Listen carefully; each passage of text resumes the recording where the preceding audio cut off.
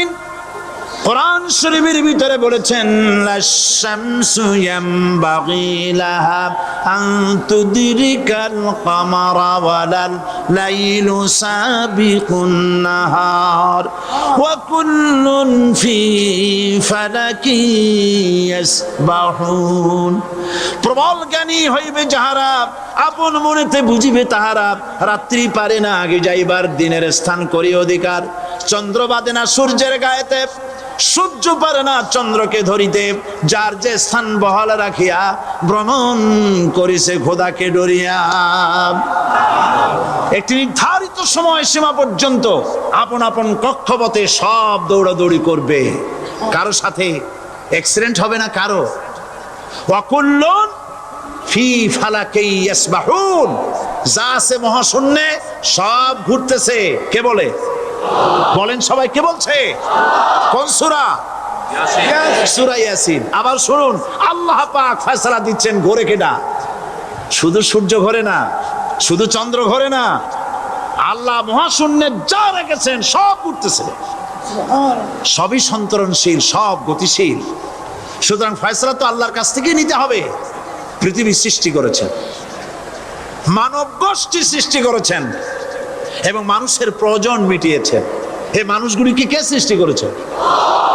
মানুষ সৃষ্টির ব্যাপারেও দার্শনিকরা মানুষদেরকে বিভ্রান্ত করে। যা কলেজে বিশ্ববিদ্যালয়ে পড়ানো হয়, এই কোরআন শরীফ বিশ্ববিদ্যালয়ে পড়ানো হয়? হ্যাঁ হয়।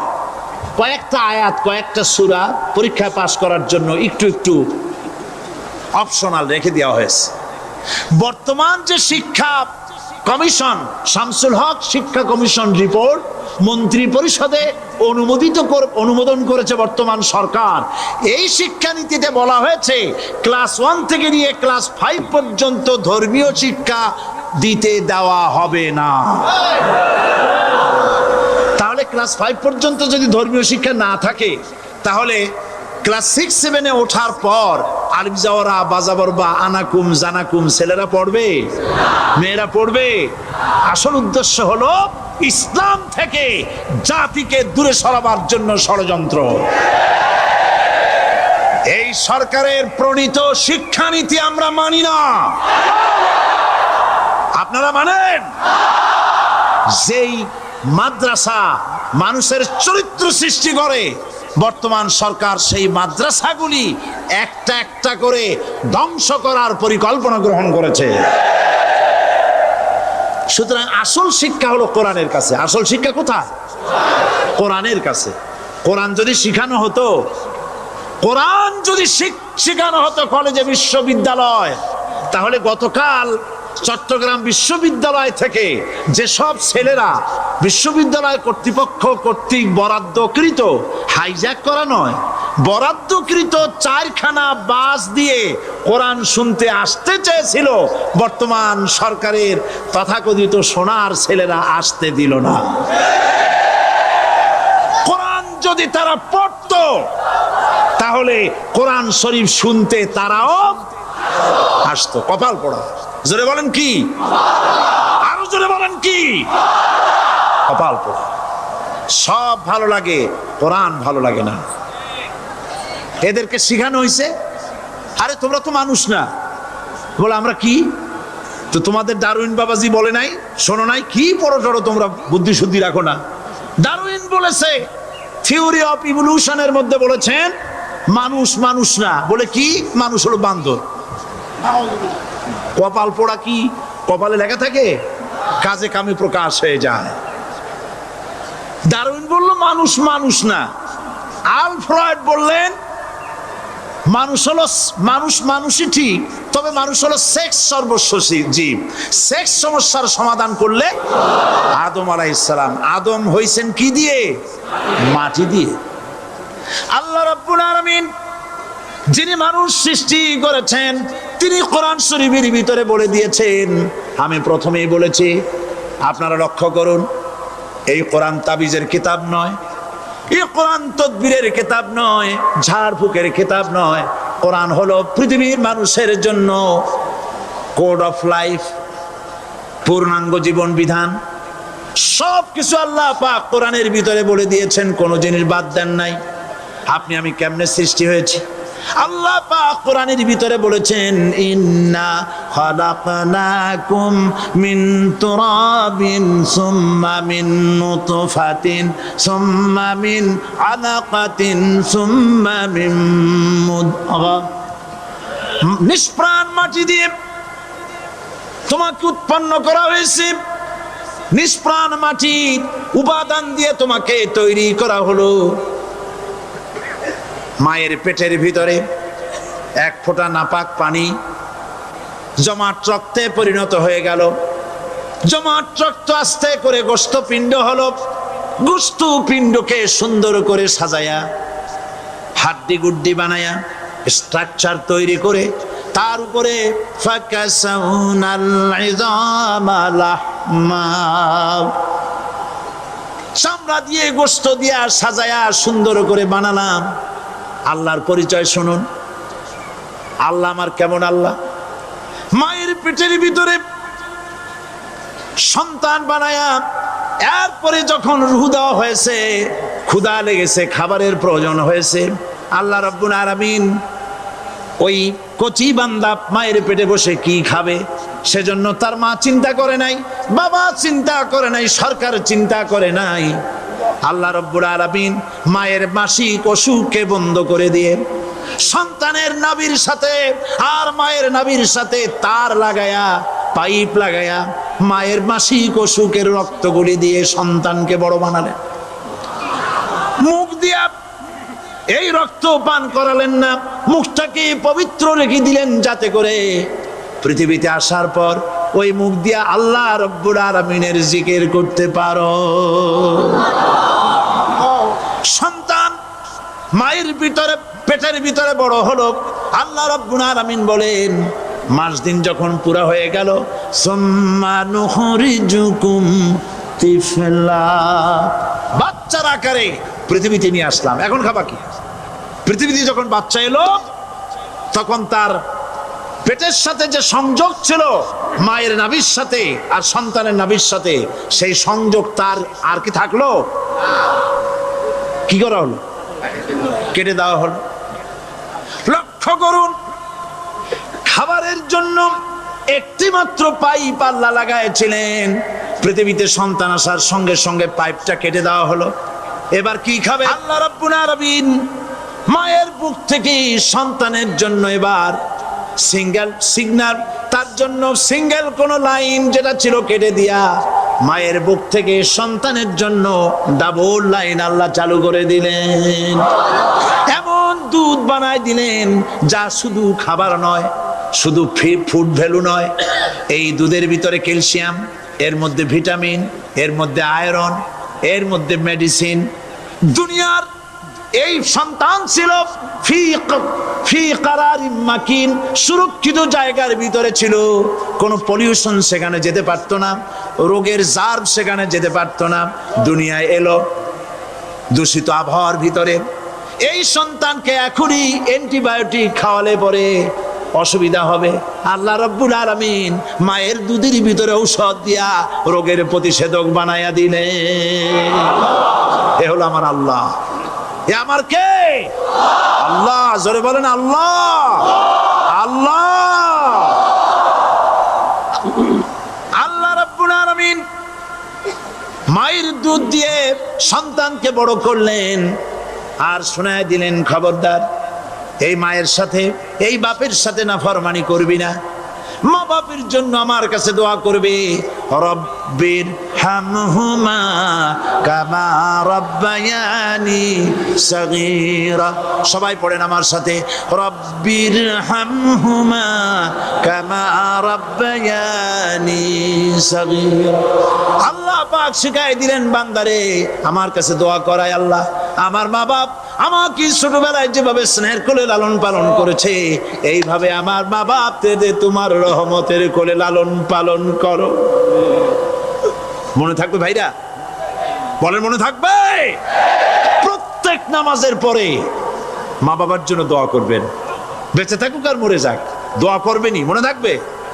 রব্বির হামহুমা কামা রাব্বায়ানি সগীরা। আবার পড়েন রব্বির হামহুমা কামা রাব্বায়ানি সগীরা। আল্লাহ পাক মায়ের মর্যাদা এত বাড়াইছেন। সাহাবী প্রশ্ন করেছে, ইয়া রাসূলুল্লাহ, খেদমত করব কার? হুজুর বলেন তোমার মায়ের, তারপরে কার? তোমার মায়ের, তারপরে কার? তোমার মায়ের, তারপরে কার? তোমার পিতার। বাপের চাইতে মায়ের মর্যাদা আল্লাহ 3 গুণ বাড়াইয়া দিলেন, 3 গুণ বৃদ্ধি করে দিলেন। হাদিস শরীফে এসেছে হযরত আবী হুরায়রা রাদিয়াল্লাহু তাআলা আনহু রাসূলের কাছে এসে রাতের বেলায় কাঁদতেছিলেন। হুজুর প্রশ্ন করলেন, আবু হুরায়রা কাঁদো কেন? হযরত আবু হুরায়রা বলছেন, হুজুর মা আমাকে মেরেছে। তিনি প্রশ্ন করলেন, আচ্ছা মা তোমারে মারলো কেন? তুমি কি কোনো বেয়াদবি করছো? তিনি বললেন না, তবে মারলো কেন?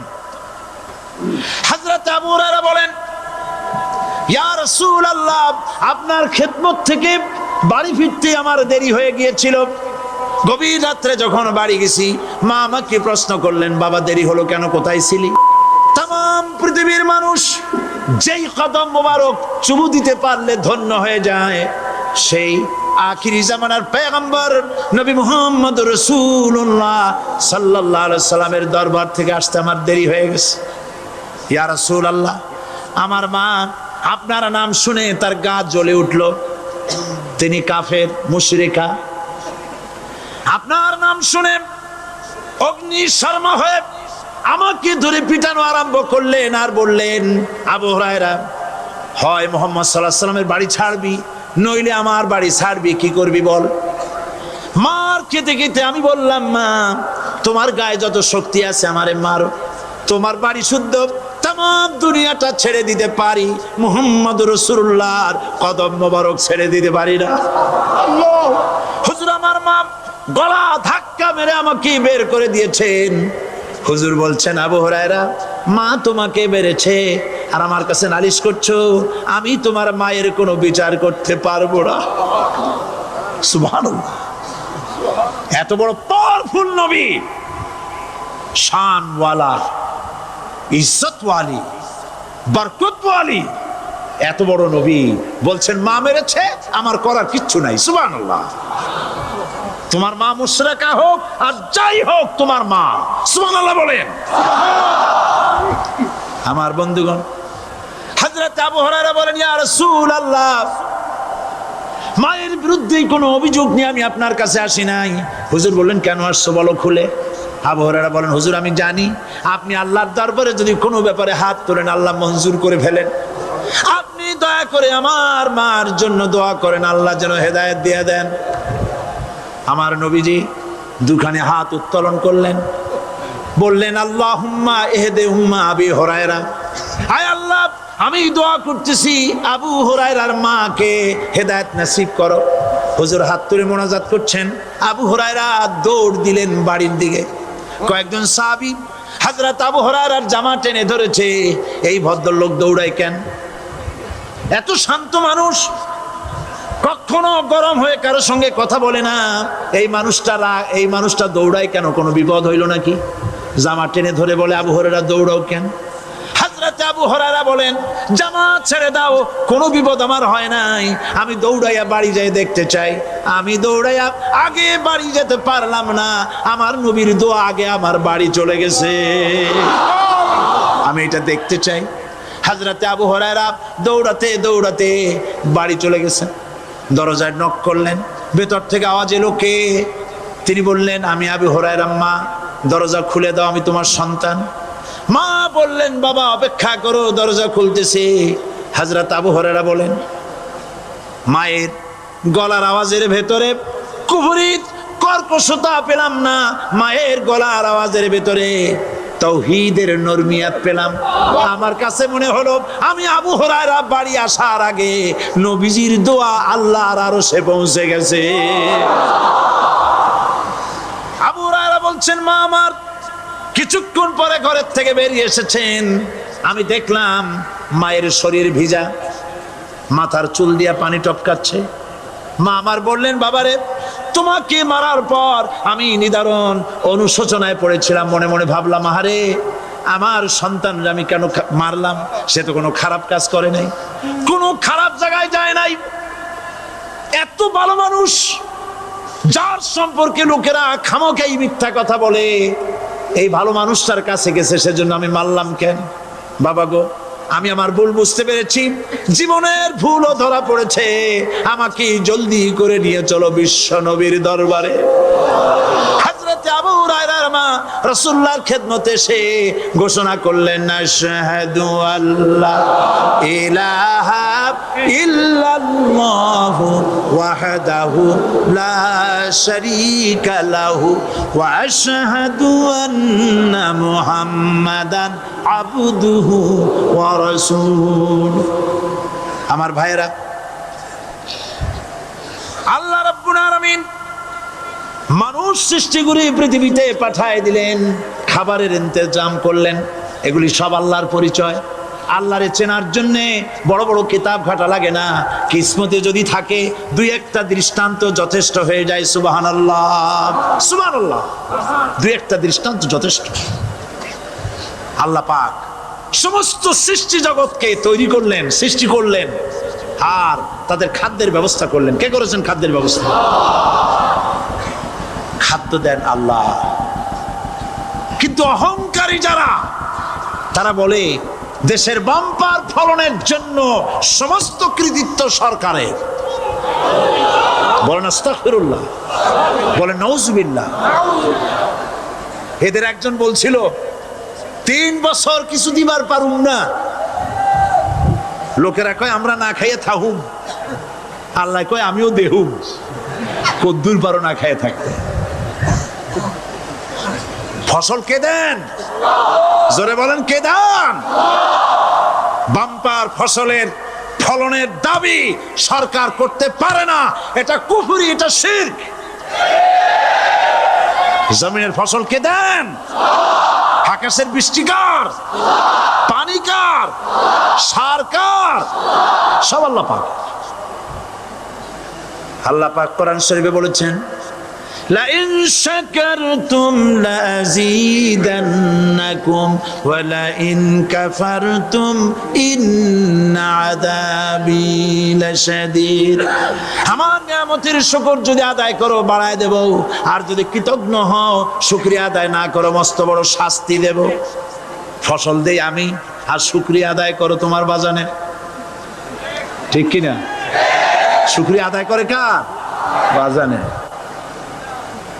একটা লোকের, একটি মানুষের যেই প্রশংসা এই সরকার করলো, বিগত 4.5 বছর ধরে একটা মানুষের যত জিকির করলো, প্রশংসা করলো, ছবি টানাইলো, যদি এতটা জিকির, এতটা স্মরণ আল্লাহ রাব্বুল আলামিনের করতো, ওদের জন্য আল্লাহর জান্নাতের দরজা খোলা হয়ে যেত। প্রশংসা করবে কার? চিল্লায় বলুন, আল্লাহ পাকের প্রশংসা করো। খেতে দেওয়ার মালিক তিনি। আল্লাহ পাক বলছেন, আল্লাহকে, তার পরিচয় আল্লাহ তুলে ধরেছেন, ওয়ামা মিন দাব্বাতিন ফিল আরদি ইল্লা আলাল্লাহি রিজকুহা। এই পৃথিবীর ভিতরে এমন কোন বিচরণশীল জীব নাই যার রিস্কের দায়িত্ব আমি আল্লাহ গ্রহণ করি নাই। সুবহানাল্লাহ বলবেন না? রিস্কের দায়িত্ব কার হাতে? আচ্ছা দেখুন তো, পৃথিবীর সমস্ত সরকারের কাছে বিভিন্ন মন্ত্রণালয় আছে না? খাদ্য মন্ত্রণালয় বলে কোনো মন্ত্রণালয় আছে কিনা? আছে। খালি কয় খামু আর খামু। খাদ্য মন্ত্রণালয় আছে, থাকার পরেও মানুষ না খাইয়া মরে। ঠিক কিনা? এবার একটু তাকান তো, জ্ঞানের চক্ষু দিয়া তাকান। ফরেস্ট এরিয়া, বাঘ আছে কিনা? নাই। সিংহ আছে কিনা? গন্ডার আছে কিনা? হাতি আছে কিনা? বিশাল বিশাল প্রাণী আছে কিনা? জঙ্গলে ছোট্ট প্রাণী থেকে, পোকা থেকে শুরু করে গন্ডার পর্যন্ত, টুনটুনি পাখি দিয়ে শুরু করে ঈগল পাখি পর্যন্ত, নদীর ভিতরে ছোট্ট চুনো পুঁটি থেকে শুরু করে তিমি মাছ পর্যন্ত। প্রাণী তত্ত্ববিদরা বলেছেন সমুদ্রের ভিতরে এমন এমন বড় বড় তিমি আছে যে একটা তিমির ওজন 5000 টন পর্যন্ত হয়ে যায়। 5000 টন তিমিটার ওজন।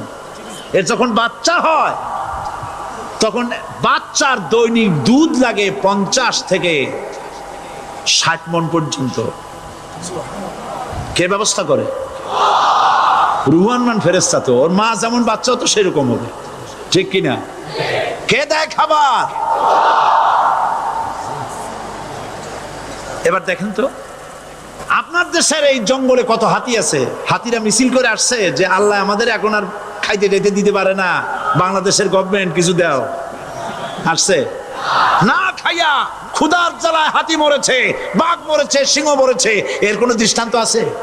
ক্ষুধার জ্বালায় আকাশের উড়ন্ত পাখিরা ছটফট করে মারা গেছে, দৃষ্টান্ত আছে? নদীর মাছেরা ক্ষুধার জ্বালায় ভেসে উঠেছে, না খাইয়া মরে গেছে, দৃষ্টান্ত আছে? মহান আল্লাহ রাব্বুল আলামিন কোরআন শরীফের ভিতরে বলেছেন অনেক প্রাণী এমন আছে যারা তাদের খাদ্যকে সঞ্চয় করে না, খাদ্যকে জমা করে না, আহরণ করে না। সকাল বেলায় একটা খাবার খেলো, দুপুরে কি খাবে তার জানা নাই। শকুন পৃথিবীর মাটি থেকে 3 মাইল উপরে ওড়ে, তার চোখকে আল্লাহ পাক এত তীক্ষ্ণ বানিয়ে দিয়েছেন। এই চট্টগ্রামের কোথায় মরা গরু আছে 3 মাইল উপর দিয়ে দেখতে পায়? সুবহানাল্লাহ করতে ইচ্ছা করে না। এই প্রাণীগুলি খাবারগুলি কোনো গভর্নমেন্ট জোগাড় করে রাখে নাই। আল্লাহ পাক বলেন সবার খাবার আমি দেই। সকাল বেলায় সমস্ত প্রাণীগুলি, মহাশূন্যে পাখি, পানির ভিতরে মৎস্যরাজি, জঙ্গলের ভিতরে হিংস্র প্রাণী, পোকামাকড় থেকে শুরু করে সবগুলো খালি পেটে সব বেরিয়ে যায়, কারো কোনো খাবারের মজুদ নাই। সন্ধ্যা হতে না হতে সমস্ত প্রাণীগুলির পেট ভরাইয়া আমি আবার যার যার ঘরে বেরায় দেই। ওয়ামা মিন দাব্বাতিন ফিল আরদি ইল্লা আলাল্লাহি রিজকুহা। সমস্ত প্রাণীর রিজকের দায়িত্ব আমি আল্লাহর হাতে। কে দেয় রিজেক? জোরে বলুন, কে দেন? আল্লাহ পাক। কি খাবেন সব আল্লাহ জোগাড় করে দিয়েছেন। তরি তরকারি জোগাড় করেছেন, মাছ জোগাড় করেছেন, চাউল দিয়েছেন, খাবার দিয়েছেন, গোশত দিয়েছেন, সব দিয়ে দিয়েছেন। আল্লাহ রাব্বুল আলামিন সমস্ত জিনিস দিয়ে মানুষকে আল্লাহ পাক তার জন্য আল্লাহ সব করেছেন। খালাকা লাকুম মা ফিল আরদি জামিআ। এই পৃথিবীতে যা তৈরি করেছে সব তোমার জন্য। এ হচ্ছে আমার আল্লাহ। এ হচ্ছে আমার কে? আল্লাহ। সে আল্লাহ পাক বলছেন, আল্লাহর পরিচয় তিনি স্রষ্টা, তিনি রিজেক দাতা। এবার আইনদাতা কে? আইনদাতা কে? আরো জোরে বলুন। আইনদাতা আল্লাহ হচ্ছে আল্লাহর পরিচয়। ইনিল হুকমু ইল্লা লিল্লাহ আলা লাহুল খালকু ওয়াল আমর। সৃষ্টি যার, আইন চলবে তার। আমার দেশে আল্লাহর আইন চলছে? আমাদের দেশের কল কারখানা, ক্ষেত খামার, অফিস আদালত আল্লাহর আইন অনুযায়ী চলে? চলে না। বরং আল্লাহর আইনকে মুছে ফেলার জন্য নিজেদের আইন সৃষ্টি করার জন্য প্রচেষ্টা চালানো হচ্ছে। আল্লাহর আইন মানুষের জন্য সব থেকে বেশি উপযোগী, কারণ সৃষ্টি করেছেন কে? বলেন, কে করেছেন? আল্লাহ। প্রত্যেকটি মেশিন আপনি যা কিনবেন, রেডিও হোক, টিভি হোক, যে কোনো যন্ত্র হোক, গাড়ি হোক, তার সাথে একটা লিটারেচার, একটা বই তার সঙ্গে দিয়ে দেওয়া হয়। ওই বইয়ের মধ্যে লেখা থাকে এটা কিভাবে চালানো হবে, অপারেট করা হবে, তার সিস্টেম লেখা থাকে। আপনার ইচ্ছা মতো চালাইলে হবে না। এই মানব গোষ্ঠীকে সৃষ্টি করেছেন। এখন আপনি যদি আপনার আইন মতো চালান, তা কি চলবে? চলবে না। আপনি আপনার আইন মতো চালাচ্ছেন, ভালোভাবে চলতেছে? চলতেছে না। স্বরাষ্ট্রমন্ত্রী বলতেছেন সন্ত্রাসীদেরকে মাটির তলা থেকে খুঁজে বের করা হবে। কিন্তু নাকের উপর দিয়ে ব্রিফকেস চুরি হয়ে যায়, উনি তা ধরতে পারেন না। এই হলো আইন। অনাবরত খুন হচ্ছে, অনাবরত সন্ত্রাসী তৎপরতা চলছে, আর ওনারা বলছেন আগের থেকে এগুলি চলে আসছে, একজনের খুনের বিচার না হইলে এরকম খুন তো হইতেই থাকবে। তাহলে খুনকে, হত্যাকে, সন্ত্রাসকে সরকার জাস্টিফাইড করছেন। নাউজুবিল্লাহি মিন যালিক। এই জন্য আইন হতে হবে আল্লাহর। আইন হতে হবে কার? চিল্লায় বলেন আল্লাহ পাকের আইন হতে হবে। আমি একদিন পার্লামেন্টে বলেছিলাম, আমার দেশের নেতা নেত্রীরা বারবার হজ করতে যান, উমরা করতে যান, সেখান থেকে আসার সময় কি আনেন?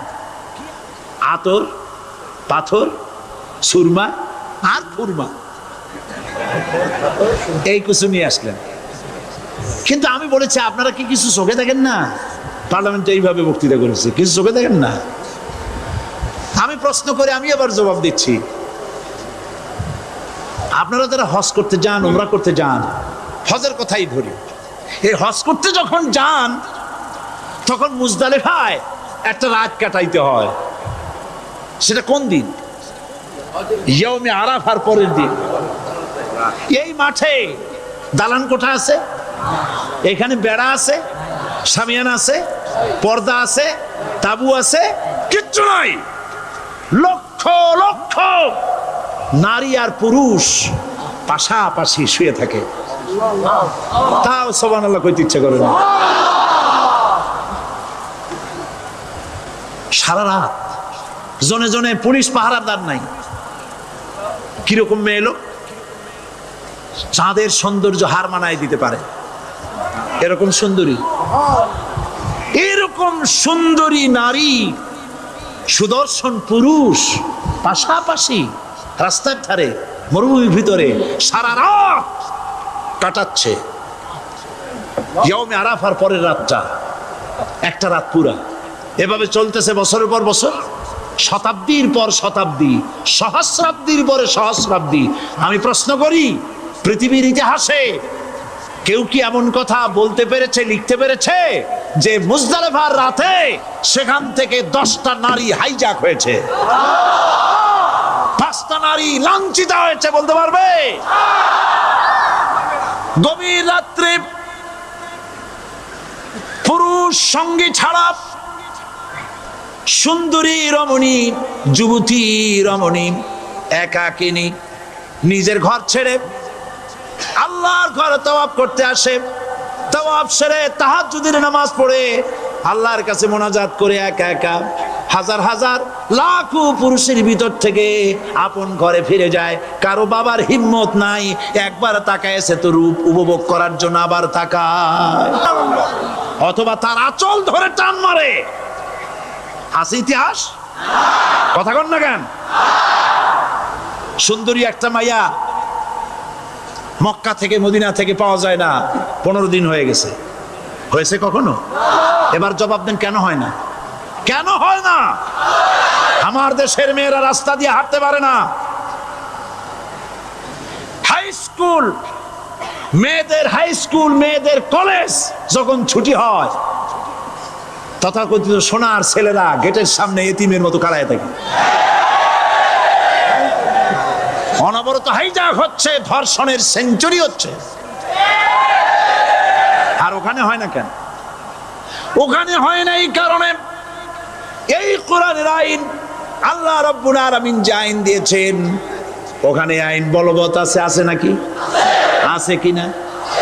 কোন পুরুষ কোন নারীকে ধর্ষণ করেছে যদি প্রমাণিত হয়, সে যদি ফাহাদের ছেলে হয় আর ফাহাদের মেয়েও হয়, কোরআনের শাস্তি হলো পাথর মেরে উড়াইয়া দাও।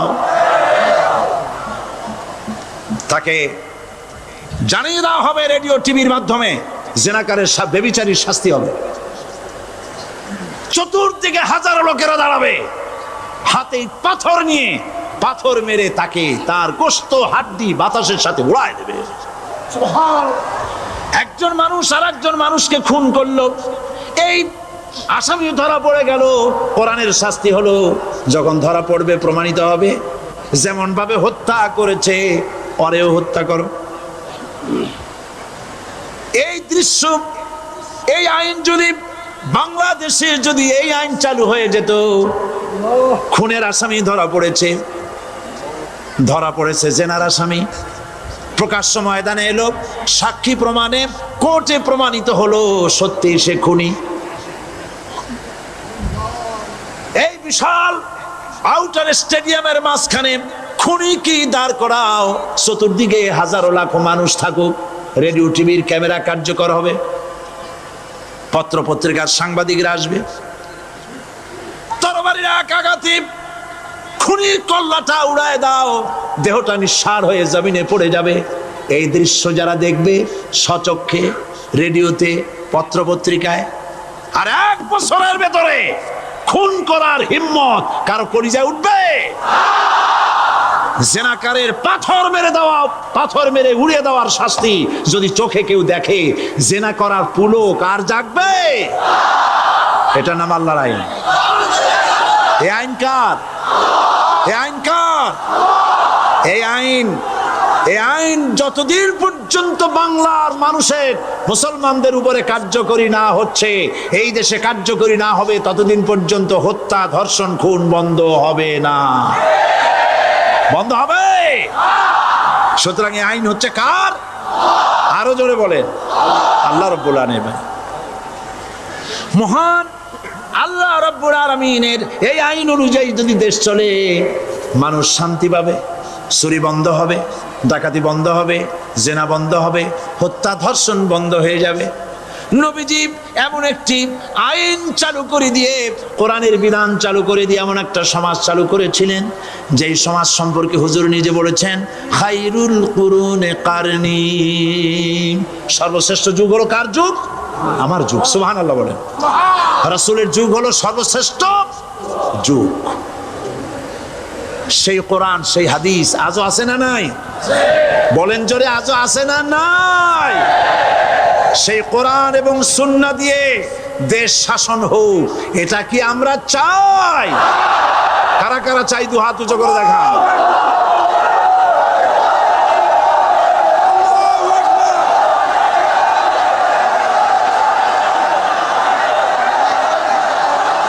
আরে ভাই, আপনারা দাঁড়ায় গেলেন কেন? বসেন বসেন। আমি তো একটা স্লোগান দিতে বললাম, হাত দেখতে চাইছি আমি, মাথা দেখতে চাই নাই। এই সুযোগে কোমরটা সোজা করে নিলেন। আচ্ছা বসেন, আর মহব্বতের সাথে জিকির করেন, লা ইলাহা ইল্লাল্লাহ।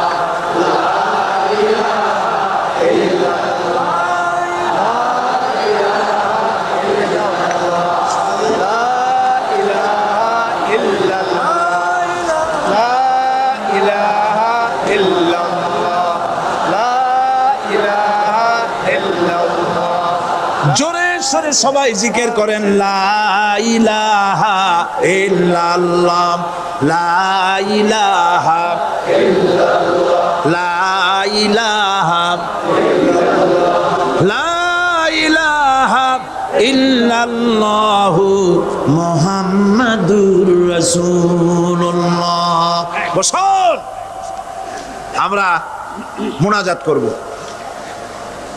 আল্লাহ রাব্বুল আলামিন আয়াতুল কুরসির ভিতরে আল্লাহর সার্বভৌমত্বের কথা বলেছেন, আল্লাহু লা ইলাহা ইল্লা হুয়াল হাইয়ুল কাইয়্যুম। পড়েন আমার সাথে সবাই, আল্লাহু লা ইলাহা ইল্লা হুয়াল হাইয়ুল কাইয়্যুম। আল্লাহ হচ্ছেন যিনি ছাড়া কোনো ইলাহ নাই, তিনি শাশ্বত চিরঞ্জীব। সুবহানাল্লাহি বিহামদিহি। আগামীকাল এর বাকি অংশ আমি আপনাদের সামনে আলোচনা করব ইনশাআল্লাহ। জোরে বলেন ইনশাআল্লাহ। দাঁড়ানো বাইরে বসেন, আপনাদের পাশে যারা দাঁড়িয়েছেন অনুরোধ করে বসায় দেন। বলেন যে আর 5টা মিনিট বসেন, আল্লাহর রাস্তায় হাঁটেন না। হ্যাঁ বলেন, বলেন আপনারা যে আল্লাহর রাস্তায় হাঁটেন না, বসেন, সবাই বসেন। এত বড় মাহফিলের মুনাজাত, সুবহানাল্লাহ বলেন। চট্টগ্রামের ইতিহাসের শ্রেষ্ঠ মাহফিল, চিল্লায় বলেন সুবহানাল্লাহ। গোটা বিশ্বের কোরআনের শ্রেষ্ঠ মাহফিল, বলেন সুবহানাল্লাহ। জোরে বলেন আলহামদুলিল্লাহ। আগামীকাল এ মাহফিলের আখেরি মুনাজাত হবে ইনশাআল্লাহ, বলেন ইনশাআল্লাহ। আমি আন্তরিকভাবে দুঃখিত, প্রতি বছর আমার মা বোনদের জন্য, চট্টগ্রামবাসী আমার মা বোনদের জন্য আলাদাভাবে তাদের প্রশ্নের উত্তর দেই এবং তাদের সামনে কোরআন হাদিসের কথা আলাদাভাবে বলি। এবছর দিন কম হয়ে গেল বলে মহিলারা, মা বোনেরা বঞ্চিত হয়ে গেলেন। শিশু কিশোরদের জন্য আলাদাভাবে সমাবেশ করা হয়, তাও বঞ্চিত হয়ে গেল। এই বিশাল তাফসীরুল কোরআন মাহফিলের বরকত থেকে চিটাগংবাসীকে যারা বঞ্চিত করলো, আল্লাহ তাদের হেদায়েত নসিব করে দিয়ে। যদি হৃদয় থাকে, যদি হৃদয় বলে কিছু থাকে, বিবেক বলে যদি কিছু থাকে, আর শরীর যদি মুসলমানের পিওর রক্ত থাকে, তাহলে বাড়ি বসে অনুশোচনা করা উচিত, চোখের পানি ফেলানো উচিত ওই সব লোকের যারা এই বরকতপূর্ণ মাহফিলকে বাধা দিয়েছে। আর যাদের কলজের মধ্যে আল্লাহ মোহর মেরে দিয়েছে, এগুলোর তো হেদায়েত হবে না। যারা, যাদেরকে আল্লাহ পাক তৈরি করেছেন জাহান্নামের জন্য, ওদের কাছে মাহফিল অসহ্য, সহ্যই হবে না। নাউজুবিল্লাহ বলেন। চট্টগ্রামবাসীর জন্য তাফসীরুল কোরআন মাহফিল নিয়ামত। এই নিয়ামত কিয়ামত পর্যন্ত আল্লাহ টিকায় রাখুন, বলি আমিন। আগামীকালের আখেরি মোনাজাতে সমস্ত মুসলমান চতুর্দিক থেকে আল্লাহ পাকের নারা লাগাতে লাগাতে আসবেন। আল্লাহু আকবার, নারায়ে তাকবীর। গোটা চট্টগ্রাম, গোটা চিটাগং শহর আগামীকাল কোরআনের মিছিলের শহর হবে ইনশাআল্লাহ।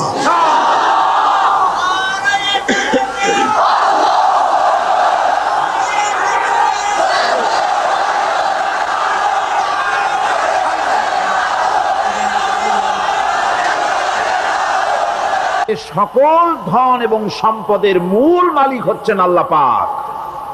সমস্ত ধন সম্পদের মালিক কে? আল্লাহ সুবহানাহু ওয়া তাআলা। কোরআনে কারীম বলছে, লিল্লাহি মা ফিস সামাওয়াতি ওয়া মা ফিল আরদ। আকাশ এবং জমিনের ভিতরে যা কিছু আছে সব কিছুর মালিকানা কার? জোরে বলেন কার? আল্লাহ রাব্বুল আলামিন হচ্ছেন এর একচ্ছত্র মালিক। সুতরাং বান্দাদের কাছে কিছুদিনের জন্য এগুলিকে আমানত রাখা হয়েছে। আমাদের ঘর আছে, বাড়ি আছে, ব্যবসা আছে, বাণিজ্য আছে, জায়গা আছে, জমিন আছে, গরু আছে, বাছুর আছে, এই সবগুলি কিছুদিনের জন্য আমাদের কাছে কি রাখা হয়েছে? আমানত। আমানতের মাল আপনি আপনার ইচ্ছা মতো খরচ করতে পারবেন না। আমানতের মাল কি ইচ্ছা মতো খরচ করা যায়? যায় না। আমানতের মালকে খরচ করতে হলে মূল মালিকের ইচ্ছা অনুযায়ী খরচ করতে হবে। মূল মালিককে আল্লাহ রাব্বুল আলামিন বলছেন, ইন্নাল্লাহা ইশতারা মিনাল মুমিনিনা আনফুসাহুম ওয়া আমওয়ালাহুম বিআন্না লাহুমুল জান্নাহ। আমি আমার মুমিনের জান এবং মালকে খরিদ করে নিয়েছি, বিনিময় জান্নাত দিয়ে দিয়েছি। তোমার কাছে যে জান আছে, মাল আছে, এটা তোমার নয়, এটা আমার আমানত তোমার কাছে। সুতরাং এই আমানত খরচ করতে হবে মূল মালিকের ইচ্ছা অনুযায়ী। সমাজের এক শ্রেণীর লোক প্রচুর বিত্তের মালিক হবে, সমাজের এক শ্রেণীর লোক প্রচুর বিত্ত এবং সম্পদের মালিক হয়ে ভোগ বিলাসের আনন্দের স্রোতে ভেসে যেতে থাকবে, নিজেকে ভাসিয়ে দেবে। আর এক শ্রেণীর লোক অনাহারে অর্ধাহারে কষ্ট করবে। এ বিধান ইসলামের নয়।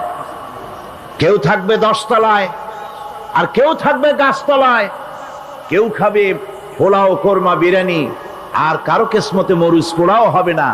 এ বিধান আল্লাহর নয়। ইসলামের বিধান হচ্ছে এই যে আল্লাহ যে সব সম্পদ মানুষকে দান করেছেন, এই সম্পদের ভিতরে বিত্তহীনদের অধিকার রাখা হয়েছে। বিত্তহীন যারা গরিব, যাদের কিছু নাই, তারা আপনার করুণার পাত্র নয়। কি বলেন, তারা কি ধনীদের করুণার পাত্র? কোরআনে কারিমে আল্লাহ বলেন, ওয়াল্লাযীনা ফী আমওয়ালিহিম হাক্কুন লিস-সাইলি ওয়াল মাহরুম। ধনীদের সম্পদের ভেতরে গরিবদের, বিত্তহীনদের অধিকার রয়েছে। সে অধিকার আদায় করে দাও। দান করা এমনি দিয়ে দাও এক জিনিস, গরিবদেরকে বিত্তহীনদেরকে ইসলাম করুণার পাত্র বানায় নাই, বলেছে অধিকার। অধিকারটা বড় মজবুত কথা, এ কথার লোড আছে, ওয়েট আছে। আপনার আমার সম্পদের, অর্থাৎ যাদের বিত্ত আছে, বিত্ত সম্পদওয়ালা সম্পদশালী লোকেদের সম্পদের ভেতরে গরিবদের অধিকার রয়ে গেছে। সে অধিকার আদায় করতে হবে। ইসলাম সকল মানুষের দারিদ্র দূর করে বেঁচে থাকার মৌলিক অধিকার প্রতিষ্ঠিত করেছে। রাসূল করিম সাল্লাল্লাহু আলাইহি ওয়াসাল্লাম বলেছেন, লাইসা লি ইবনি আদম হাক্কুন সিওয়া হাযিহিল খিসাল, বাইতুন ইয়াসকুনুহু ওয়া সাওবুন ইউআরি আওরাতাহু ওয়া জালফাল খুবজ ওয়াল মা। আখরাজাহু তিরমিজি।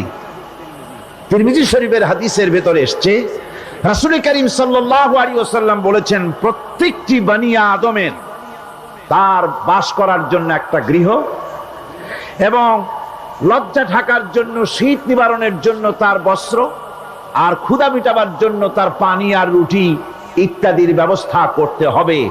চাই সে মুসলমান হোক আর হিন্দু হোক আর খ্রিস্টান হোক, বনি আদম, আদমের সন্তান যে মানুষ, যে তার এই অধিকার ইসলাম প্রতিষ্ঠিত করেছে। আজ বলা হচ্ছে খাদ্য বস্ত্র বাসস্থান সমাধান দেবে অমুকরা তমুকরা, এরকমের স্লোগান হয় না? ওরা দিতে পারবে না, ওরা দিতে পারে নাই।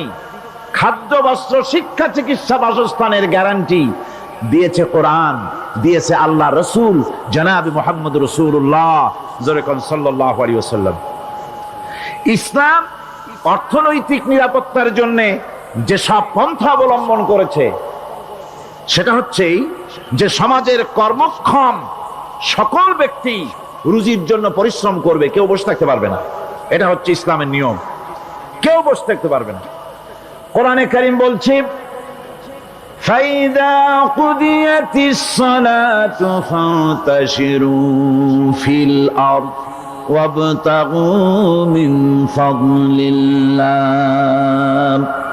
ফাইদা কুদিয়াতিস সালাত, যখন তোমার নামাজ সম্পূর্ণ হয়ে গেল, ফান্তাশিরু ফিল আরদ, ছড়িয়ে পড়ো আমার জমিনের উপরে, ওয়াবতাগু মিন ফাদলিল্লাহ, আর আমার অনুগ্রহ অনুসন্ধান করো। রুজি কামানো কোনো খারাপ জিনিস না। কেউ মনে করে সারাদিন বসে বসে আল্লাহর জিকির করব, কেউ দুনিয়াটারে ঝামেলা মনে করে জঙ্গলে চলে যেতে চায়। এটা নিয়ম না। আপনি বসে থাকতে পারবেন না, আপনাকে কাজ করতে হবে। রুজি কামাই করাটাকে কোরআনে কারিমে এতটা সম্মান দিয়েছে, যেটাকে ফদলুল্লাহ বলা হয়েছে। ফদলুল্লাহ, এটা আল্লাহর অনুগ্রহ। সুবহানাল্লাহ বলেন। এটাকে ফদলুল্লাহ বলা হয়েছে, এটা জিনাতুল্লাহ বলা হয়েছে। আপনি যে কাপড় চোপড় ব্যবহার করেন, এই কাপড় চোপড়ের ব্যাপারে আল্লাহ পাক প্রশংসা করেছেন, কাপড় চোপড় সুন্দর পড়তে বলেছেন। তারপরে রুজি রোজগার হালাল করতে বলা হয়েছে, এবং রুজি কামাবার ব্যাপারে, হালাল ভাবে রুজি কামাবার জন্য ইন্সপিরেশন দেওয়া হয়েছে কোরআন এবং হাদিসে। রাসূল করিম সাল্লাল্লাহু আলাইহি ওয়াসাল্লাম বলেছেন, আল কাসিবু হাবিবুল্লাহ, সহস্তে যে উপার্জন করে সে আল্লাহর বন্ধু। যে ব্যক্তি ঠেলা গাড়ি চালায়, কুলি মজুর রিক্সা চালায়, নিন্দা নাই, তাকে নিন্দা করা যাবে না। রিকশাওয়ালাও একটা গুরুত্বপূর্ণ দায়িত্ব পালন করছে। কুমার, কামার, তাঁতি, জেলে, ধোপা, নাপিত সবাই কাজ করছে। প্রত্যেক কাজের সম্মান ইসলাম দেয়। সুবহানাল্লাহ কোন।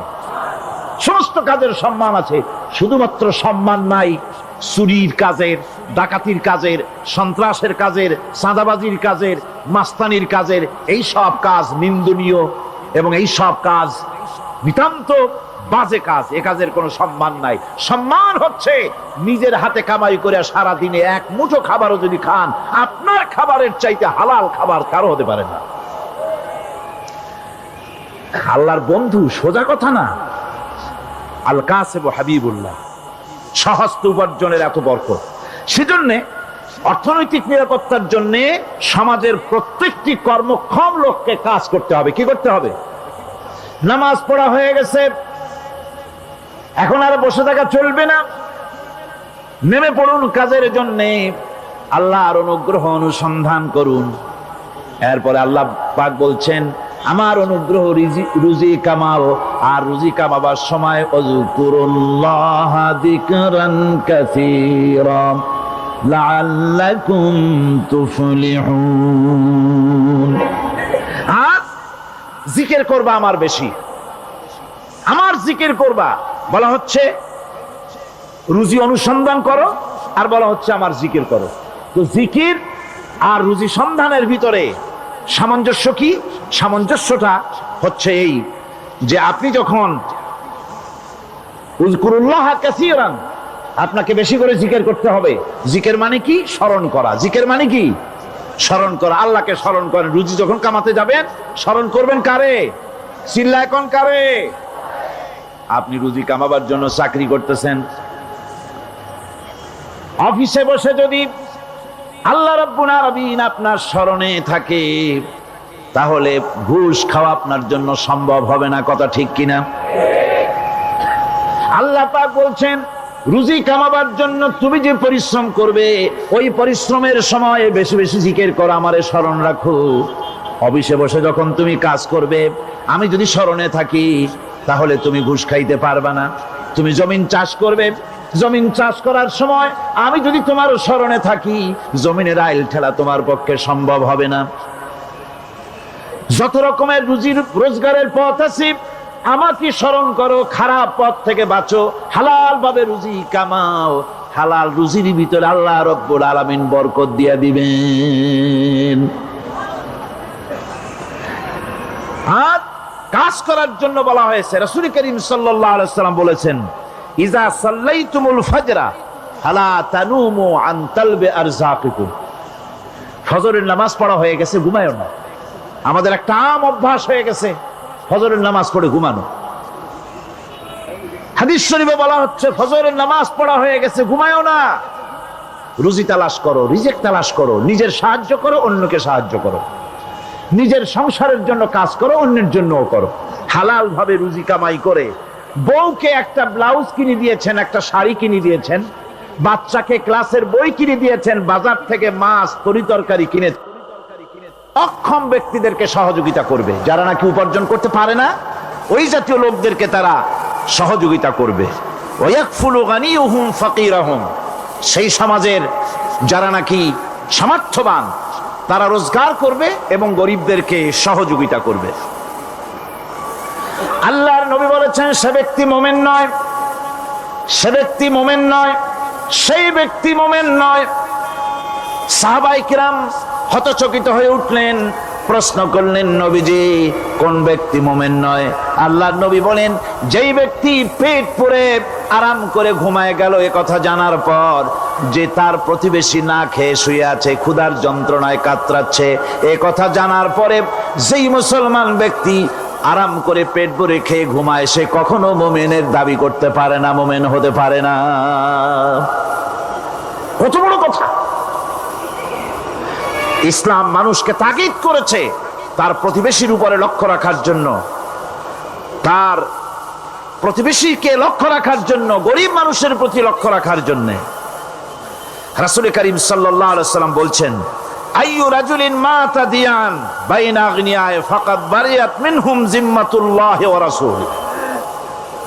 আল্লাহর নবী বলেন, কোন ধনী ব্যক্তিদের মাঝে কোন গরিব প্রতিবেশী যদি না খেয়ে মারা যায়, তাহলে ওই এলাকার বিত্তশালী লোকদের সাথে আল্লাহর সমস্ত সম্পর্ক, রসুলের সব সম্পর্ক ছিন্ন হয়ে যায়। কে বলতে পেরেছে এত বড় কথা? মানুষের অর্থনৈতিক নিরাপত্তার জন্য কত বড় কথা বলেছে ইসলাম, বলেছে বিশ্বনবী জনাবে মুহাম্মদ রাসূলুল্লাহ সাল্লাল্লাহু আলাইহি ওয়াসাল্লাম। আল্লাহ রাব্বুল আলামিন বলেন, ধনীদের হাতে যেন সম্পদগুলি পুঞ্জীভূত হয়ে না যায়, কাইলা ইয়াকুনা দুলাতাম বাইনাল আগনিয়াই মিনকুম, তোমাদের ধনীদের হাতে যেন সম্পদগুলি, সমাজের সম্পদগুলি যেন পুঞ্জীভূত না হয়, সেগুলি বরং ছড়িয়ে আস্তে করে যেন সমস্ত গরিব যেন সাধারণের কাছে যেতে পারে, সে ব্যবস্থা করতে হবে। যাকাত প্রদানের মাধ্যমে ধনীদের কাছ থেকে নিয়ে গরিবদেরকে দিয়ে দিতে হবে। আর বুখারী শরীফের সারা ফাথুল বারীতে হাফেজ ইবনে হাজার আসকালানী রাহিমাহুল্লাহ তিনি বলেছেন, যাকাত যদি ধনীরা না দেয়, যদি কেউ দিতে বাধা দেয়, ফামানিমতানা উখিযাত বিহি কাহরান, যদি যাকাত না দেয় জবরদস্তি করে যাকাত আদায় করে নিবে গভর্নমেন্ট। যাকাত দিতেই হবে। মুনকিরিনে যাকাত, যারা যাকাত দিতে অস্বীকার করেছিল, হযরতে সিদ্দিক আকবর, হযরতে আবু বকর সিদ্দিক রাদিয়াল্লাহু তাআলা আনহু, তিনি তাদের সম্পর্কে বলেছিলেন, ওয়াল্লাহি লাউ কাতিলান্না মান ফাররাকা বাইনাস সালাতি ওয়াজ যাকাত, অবশ্যই আমি ওই সম্প্রদায়ের লোকের বিরুদ্ধে যুদ্ধ ঘোষণা করব যারা নামাজ আর যাকাতের মধ্যে পার্থক্য সূচিত করবে। যারা নামাজ তো পড়বে কিন্তু যাকাত দিবে না সরকারের কাছে, যাকাত আদায় করবে না, তাদের বিরুদ্ধে যুদ্ধ ঘোষণা করব। ইসলামী সরকার যদি প্রতিষ্ঠিত হয়, তাহলে এই যাকাত আদায় করা হবে। যাকাত কেউ নিয়ে বসে থাকতে পারবে না, যাকাত আদায় করা হবে। আমাদের দেশে নিয়ম মাফিক যদি যাকাত আদায় করা হতো, এই দেশ যদি ইসলামী গভর্নমেন্ট হতো, আল্লাহ যেন দয়া করে দেন, কন্যা আমিন। আল্লাহ পাক যদি দয়া করে দেশটার ইসলামী রাষ্ট্র বানায় দেন, তাহলে যাকাত তো আদায় করে নেওয়া হবে। যাকাত দিতে আপনি বাধ্য, গরিব মানুষ থাকবে না। এখনো বাংলাদেশে নিয়ম মাফিক যদি যাকাত আদায় করা হয়, নিয়ম মাফিক মানে সোনার যাকাত, রূপার যাকাত, নগদ ক্যাশের যাকাত, ফসলের ওষুধ, সঠিকভাবে যদি আদায় করা হয়, তো একেবারে কম করে হলেও 1000 কোটি টাকা যাকাতের টাকা কালেকশন হতে পারে। এটা কি কম কথা? 1000 কোটি টাকা, এই টাকা আদায় করা হচ্ছে না। এই টাকা আদায় না করার কারণে যে শূন্যতার সৃষ্টি হচ্ছে, এই ভ্যাকুয়ামকে পূর্ণ করার জন্য এগিয়ে এসেছে 7 সমুদ্র 13 নদীর উপর থেকে এনজিওরা। এনজিওরা এসে আমাদের দেশে, সব এনজিও খারাপ আমি তা বলি না, বহু এনজিও আছে যারা এদেশের উন্নয়নের, আর্থসামাজিক উন্নয়নের জন্য তারা প্রচেষ্টা করছে। রাস্তাঘাট, স্কুল কলেজ, চিকিৎসা ইত্যাদির দিকে কাজ করছে। যতগুলি এনজিও আমাদের দেশে আছে, তার ভিতরে 52টা এনজিও গোনা বাছা যারা ইসলামের প্রকাশ্য দুশমন, আর এর শীর্ষস্থানে আছে ব্র্যাক। এই এনজিও গুলি তারা আমাদের দেশে এসে সুদি কারবার শুরু করেছে, পরিপূর্ণভাবে সুদের কারবার। ব্যাংকের থেকে যদি আপনি লোন নেন, তাহলে 15 or 17% ইন্টারেস্ট দিতে হবে। আর ওদের কাছ থেকে যে সুদ, যে টাকা নেওয়া হয়, সেই টাকায় গ্রামীণ ব্যাংক থেকে শুরু করে ব্র্যাক বলেন, কারিতাস বলেন, অক্সফাম বলেন, অ্যাডাপ বলেন, যেগুলি আছে, এগুলি সুদ নেয় 30 থেকে 34% পর্যন্ত। গোটা জাতিকে গ্রাম পর্যায়ে তারা সুদের নিবিড় চাষ করতেছে। ঘরে ঘরে সুদ পৌঁছে দিয়েছে, মুসলমান নারীদেরকে বেহুরমতি করেছে, ইসলামের ঐতিহ্য ধ্বংস করতেছে, নারীদেরকে বিপর্দা করতেছে, আমার দেশের ফ্যামিলি স্ট্রাকচারকে এনজিওরা ধ্বংস করে দিচ্ছে।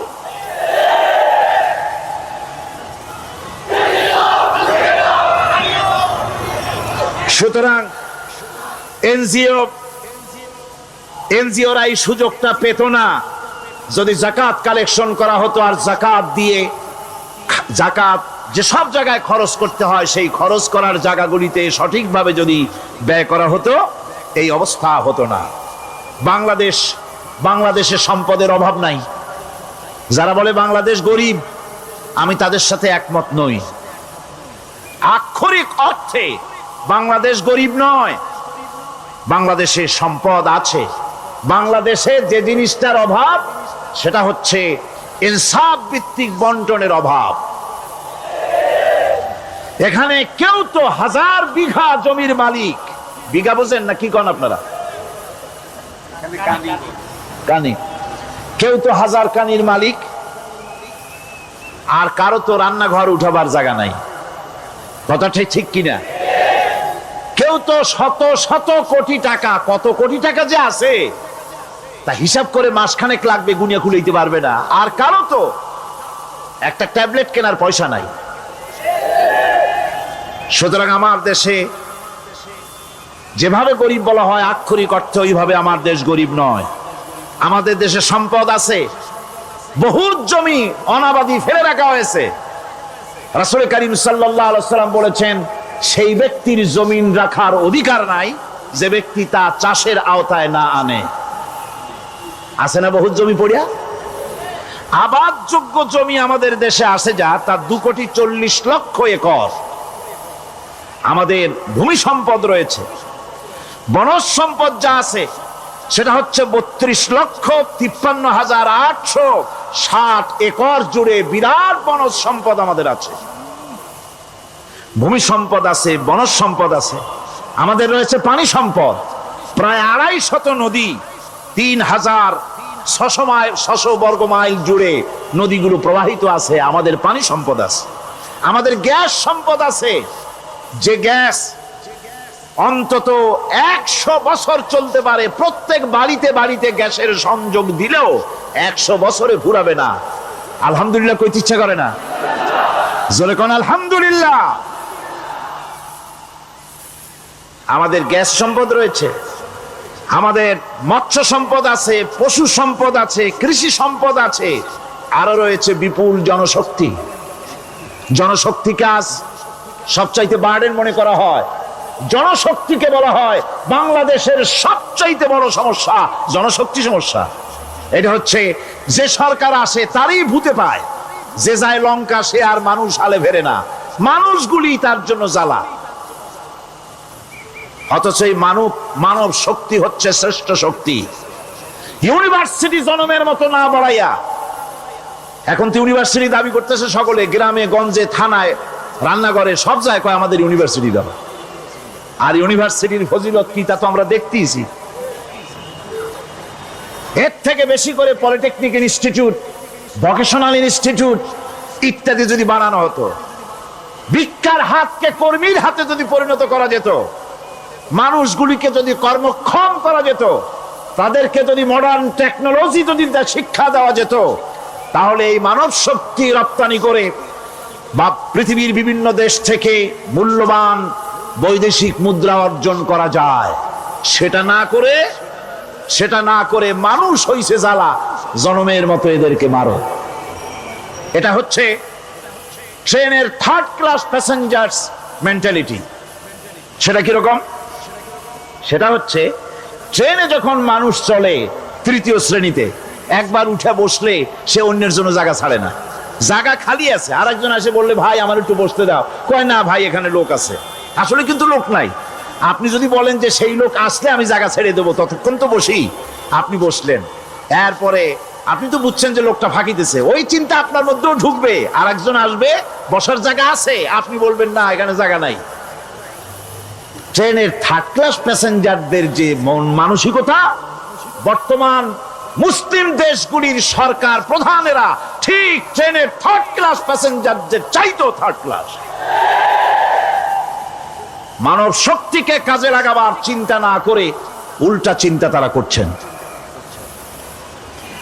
এত সম্পদ থাকা সত্ত্বেও বাংলাদেশ আজ যে অভাব সৃষ্টি হয়েছে তা কৃত্রিম, এবং তা সৃষ্টি হয়েছে এটা এর একমাত্র দায়ী এর জন্য রাজনৈতিক ষড়যন্ত্র।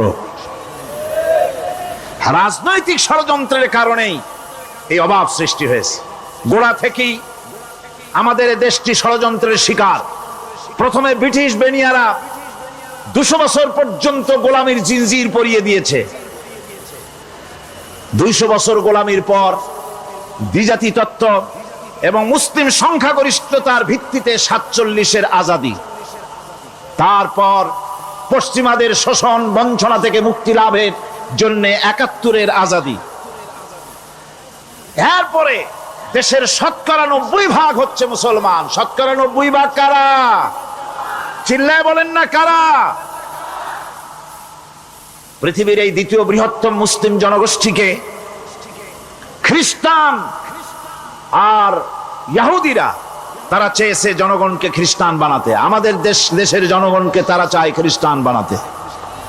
যারা কমিউনিস্ট তারা চায় আমাদেরকে নাস্তিক বানাতে। আর পার্শ্ববর্তী দেশের পেইড এজেন্ট যারা আমাদের দেশে আছে তারা চায় পৃথিবীর নিকৃষ্টতম কুহুরি মতবাদ, ধর্ম নিরপেক্ষ মতবাদের মাধ্যমে গোটা জাতিকে ধর্ম থেকে দূরে সরিয়ে দিতে চায়। সুতরাং এই ষড়যন্ত্রের শিকার হয়ে আছে বাংলাদেশ। বাংলাদেশের এই আর্থসামাজিক প্রেক্ষাপটে ইসলামের বিধান ছাড়া, আল্লাহর দেওয়া বিধান ছাড়া এর কোনো মুক্তি নাই, এর নাজাতের কোনো পথ নাই। আল্লাহ রাসূল ক্ষমতা আরোহণ করলেন, রাষ্ট্রের মালিক হলেন, প্রেসিডেন্ট হলেন। রাসূলুল্লাহ কি হলেন? আল্লাহর নবী প্রেসিডেন্ট হলেন। সমাজের গরিব দুঃখীদের ব্যাপারে নবীজি বললেন, মান তারাকা মালান ফালওয়ারাসাতিহি ওয়া মান তারাকা দিয়ান আও কুল্লা ফালিয়াতিনি ফাইন্না মাওলাহু, রাওয়াহুল বুখারী। নবীজি বলেন, যে ব্যক্তি মারা গেল, মরে যাওয়ার পর তার যে সম্পদ থাকবে, এই সম্পদগুলি সে যে সন্তান স্ত্রী পুত্র যাদের রেখে গেছে তা তাদের জন্যে। আর যদি সে ঋণগ্রস্ত, যদি ঋণ অবস্থায় সংসারকে রেখে যে থাকে, তাহলে তার ঋণের বোঝা, ঋণের পরিশোধের দায়িত্ব আমি মুহাম্মদ সাল্লাল্লাহু আলাইহি ওয়াসাল্লাম নিয়ে নিলাম। সমাজের যার কোনো অভিভাবক নাই তার অভিভাবক আমি মুহাম্মদ সাল্লাল্লাহু আলাইহি ওয়াসাল্লাম। যার কোনো অভিভাবক নাই সেজন্য আমার কাছে চলে আসে। ইসলামী রাষ্ট্র এই বিধান পেশ করেছে। এর চাইতে সুন্দরতম বিধান পৃথিবীতে আর কেউ দিতে পারে নাই। সেজন্যে সেই সমাজে চুরি বন্ধ হয়েছে, ডাকাতি বন্ধ হয়েছে, জেনা বন্ধ হয়েছে, সব বন্ধ হয়ে গিয়ে সুন্দর একটি সমাজ প্রতিষ্ঠিত হয়েছিল। আর রাসূল বলেছিলেন, খাইরুল কুরুনে কারনি, সর্বশ্রেষ্ঠ যুগ হলো আমার যুগ। সুবহানাল্লাহ বিহামদিহি। মানুষ দরজা খুলে ঘুমায়েছে, কারো ক্ষুধার কষ্ট নাই, পড়ার কষ্ট নাই, খাবারের চিন্তা নাই, চুরি ডাকাতির ভয় নাই, ভয় মুক্ত। ওই যে গতকাল বলেছিলাম, যেমন একটা সমাজ আসবে, খাব্বাব চিন্তা করো না, আমি কসম করছি এমন একটা সমাজ প্রতিষ্ঠিত হবে যেই সমাজে চুরি ডাকাতি জেনা ব্যভিচার হত্যা ধর্ষণ কোনো ভয় থাকবে না। লা ইয়াখাফু ইল্লাল্লাহ, আল্লাহ ছাড়া কারো কোনো ভয়, মনের ভিতরে ভয় থাকবে না। ওয়ালাকিন্নাকুম তাস্তাজিলুন, তোমরা বড্ড তাড়াহুড়ো করতেছো, বেসবর হচ্ছ, সবর করো, তাড়াহুড়ো করো না। এমন সমাজ আসবে। রাসূলুল্লাহ এরকম একটা সমাজ গোটা পৃথিবীবাসীকে উপহার দিতে পেরেছিলেন না পারেন নাই? পেরেছিলেন কিনা? সেই কথাই আল্লাহ রাব্বুল আলামিনের কথার সঙ্গে বার মিলান। লাইসাল বিররা আন তুওয়াল্লু বুজুহাকুম কিবালাল মাশরিকি ওয়াল মাগরিব, পূর্ব পশ্চিমে কত মাথা ঘুরালে, চেহারা ঘুরালে এটাই কিন্তু তোমার পুণ্যবান হওয়ার জন্য, নেককার হওয়ার জন্য যথেষ্ট নয়। বরং যথেষ্ট হলো আল্লাহর প্রতি ঈমান আনো, কিতাবের প্রতি, পরকালের প্রতি, ফেরেশতার প্রতি, নবীদের পরে ঈমান আনো, আর আল্লাহর মহব্বতে, আল্লাহর প্রেমে উদ্বুদ্ধ হয়ে আর একটা বড় কাজ করো, সেটা হলো ওয়াতাল মালা আলা হুব্বিহি যাবিল কুরবা ওয়াল ইয়াতামা ওয়াল মাসাকিন ওয়াবনাস সাবিল ওয়াস সাইলিনা ওয়া ফির রিকাবি ওয়া কামাস সালাতা ওয়া আতাজ যাকাত ওয়াল মুফুনা বিআহদিহিম ইযা আহাদু والصابرين في البأساء والضراء وحين البأس أولئك الذين صدقوا وأولئك هم المتقون আরেকটি গুরুত্বপূর্ণ কাজ করতে হবে আল্লাহ পরকালে বিশ্বাস করার সাথে সাথে, সেটা হলো এই, তোমাদের জানের মতো প্রিয় ধন এবং সম্পদকে আল্লাহর মহব্বতে খরচ করতে হবে। সেজদা দিয়ে কপালে দাগ লাগাইছো কিন্তু প্রতিবেশীকে সাহায্য করো নাই, গরিবদেরকে দাও নাই, এতিমকে দাও নাই, বোনকে ঠকাইছো, মেয়েকে ঠকিয়েছো, তোমার ওই সেজদায় কিয়ামতে কাজ দিবে না।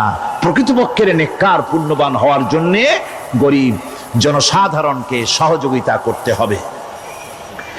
এরপরে মাঝখান থেকে যেটা বাদ দিয়েছিলাম, বলেছিলাম নামাজ এবং যাকাত।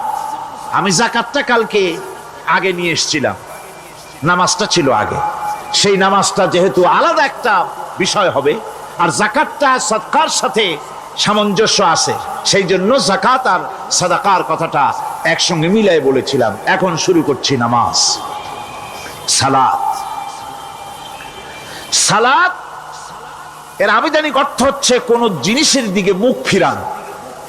সালাতের অর্থ হচ্ছে নিকটবর্তী হওয়া, মুখ ঘুরানো, মুতাওয়াজ্জা হওয়া।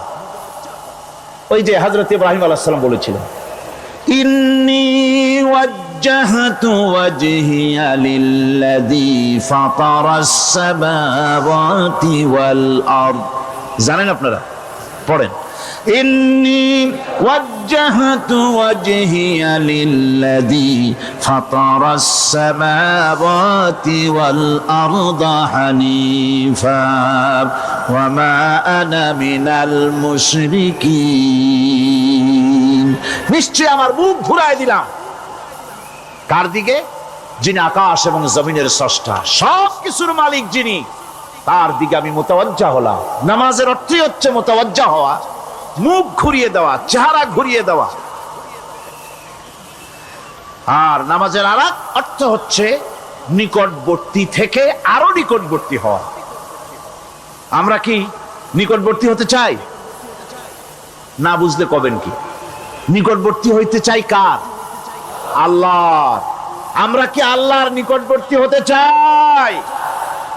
আল্লাহ রাব্বুল আলামিন বলেন, নিকটবর্তী হতে হলে ওয়াসজুদ ওয়াকতারিব, সেজদা দাও আর সেজদার মাধ্যমে আমার নিকটবর্তী হয়ে যাও।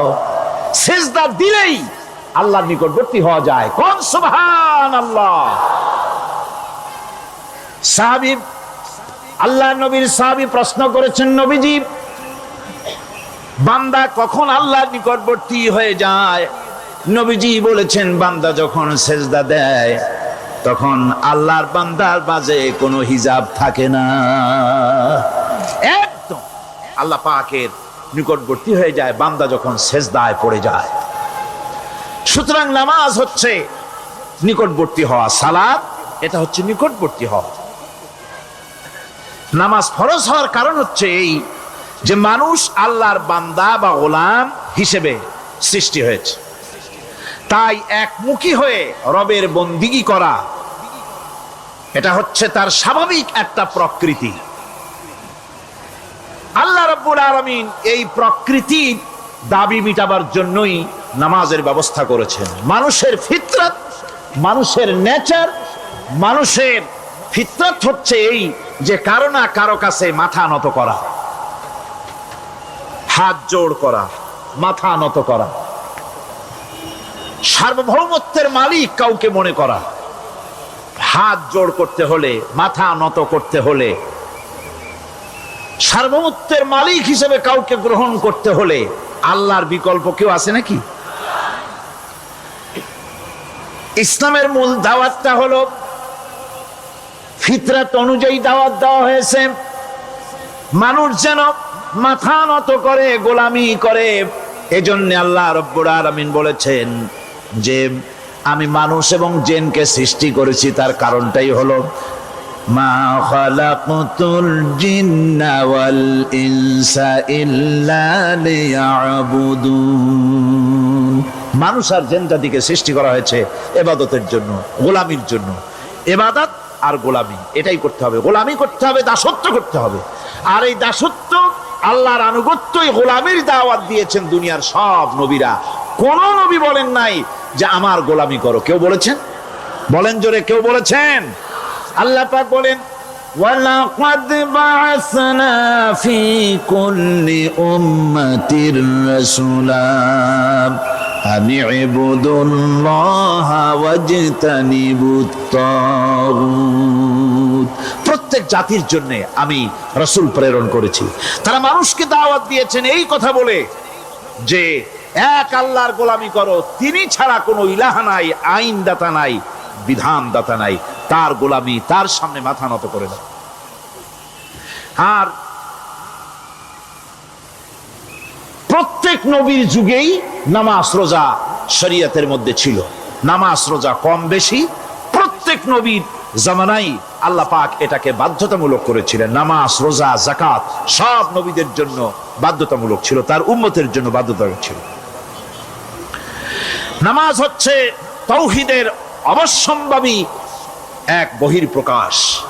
তাওহীদের জন্য তাওহীদবাদী মানুষ যারা, তাদেরকে নামাজ আদায় করতেই হবে। আকীদা বিশ্বাসের দিক থেকে তাওহীদ যদি হয় পুরা দ্বীনের মূল উৎস, তাহলে আমলের দিক থেকে নামাজ হচ্ছে পুরা দ্বীনের মূল ভিত্তি। নামাজ হচ্ছে আমলের মূল ভিত্তি, এর বাস্তবায়ন ছাড়া দ্বীন পূর্ণ হয় না। নামাজ মুমিনের কেবলমাত্র একটি উত্তম আমলই নয়, বরং নামাজ হচ্ছে ঈমানের মূল ভিত্তি। যার কাছে নামাজ নাই তার কাছে কিছুই নেই। রাসূল কারীম সাল্লাল্লাহু আলাইহি ওয়াসাল্লাম বলেছেন যে নামাজ যে ব্যক্তি পড়ে না, আল্লাহ পাকের সাথে তার কোনো সম্পর্ক বাকি থাকে না। সুতরাং এই নামাজটা হচ্ছে এই যে একমাত্র একাগ্র চিত্তে আদবের সাথে আল্লাহর সামনে রুজু হয়ে যাওয়া। কোরআনে কারীম বলছি মুনিবিনা ইলাইহি ওয়াত্তাকুহু ওয়াকিমুস সালাতা ওয়া লা তাকুনু মিনাল মুশরিকিন। তোমরা আল্লাহর দিকে রুজু হয়ে যাও এবং তাকে ভয় করে অন্যায় কাজ থেকে বিরত থাকো, আর নামাজ কায়েম করো, মুশরিকদের অন্তর্ভুক্ত হয়ে যেও না। নামাজ কায়েম করা, নামাজের আদেশ কোরআনে কারীমের মধ্যে আল্লাহ পাক বহু জায়গায় করেছেন। ঈমানের পর নামাজই হচ্ছে সবচেয়ে বড় জরুরি। একজন মানুষ ঈমান আনলো, যেমন কালকে একজন ঈমান এনেছে, ঈমান আনার সাথে সাথে তার প্রথম কাজ কি বলুন? বলেন প্রথম কাজ কি? ফজরের নামাজের আগে একজন ইসলাম কবুল করলেন, তার প্রথম দায়িত্ব নামাজকে আদায় করে দেওয়া, ফজরের নামাজ পড়া। জোহরের আগেই কেউ ঈমান আনলো, তার প্রথম দায়িত্ব জোহরের নামাজ আদায় করা। আসরের নামাজের আগে ঈমান এনেছে, তার প্রথম দায়িত্ব হলো আসরের নামাজ আদায় করা। তার মানে হলো ঈমান আনার পর একজন ঈমানদারের প্রথম দায়িত্ব হচ্ছে নামাজ। গুরুত্বপূর্ণ বিষয়, খুব ভালো করে শুনতে হবে, ইয়াদ রাখতে হবে প্রত্যেকটি মুসলমানের। এই নামাজ কি জিনিস, কেমনে আদায় করতে হবে, আদায় না করলে কি হবে, গুরুত্বপূর্ণ এই কথাগুলি প্রত্যেকের স্মরণ রাখতে হবে।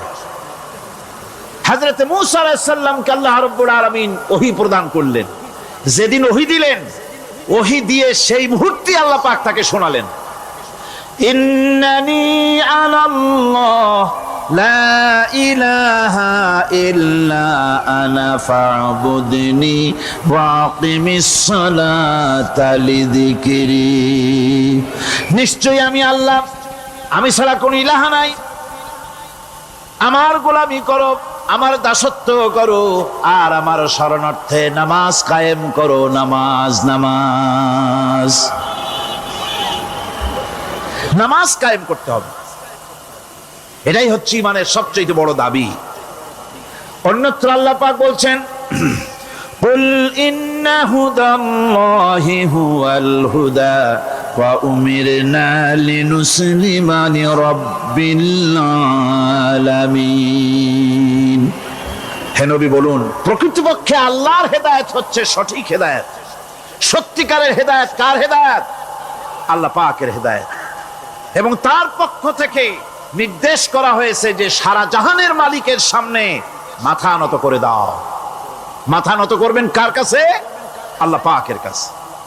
ওয়া আনাকিমুস সালাতা ওয়াত্তাকুহু ওয়া হুয়াল্লাযী ইলাইহি তুহশারুন। আর নামাজ প্রতিষ্ঠা করো, আল্লাহ রাব্বুল আলামিনের ভয়তে সমস্ত অপরাধমূলক কাজ থেকে, অসামাজিক কার্যকলাপ থেকে বিরত থাকেও। আর একদিন মনে রেখো, তোমাদের সকলকেই আল্লাহ রাব্বুল আলামিনের দরবারে উপস্থিত হতে হবে। নামাজ ঈমান থাকা না থাকার প্রমাণ। ঈমান আছে কি ঈমান নাই এর প্রমাণ কি? নামাজ। আল্লাহ পাক বলছেন, ফালা সাদ্দাকা ওয়ালা সাল্লা ওয়ালাকিন কাযযাবা ওয়া তাওয়াল্লা। কিন্তু না সে সত্য মেনে নিল, আর না সে সালাত আদায় করলো, বরং সত্যকে মিথ্যা মনে করে ফিরে গেল। নামাজটাই হচ্ছে একজন মানুষের সে মুমিন না কাফের তা প্রমাণ করার জন্য, এটাই হচ্ছে মূল কথা। কিয়ামতের দিন মানুষ যে জাহান্নামে যাবে, জাহান্নামের জন্য, জাহান্নামে যে সব কারণে যাবে তার মধ্যে বড় কারণ কালকে বলেছিলাম, দেখি মনে আছে নাকি? বড় কারণ কয়টা? কয়টা? আলহামদুলিল্লাহ মনে আছে। আল্লাহ রাব্বুল আলামিন বলেন, ইয়াতাসাআলুনা আনিল মুজরিমিন।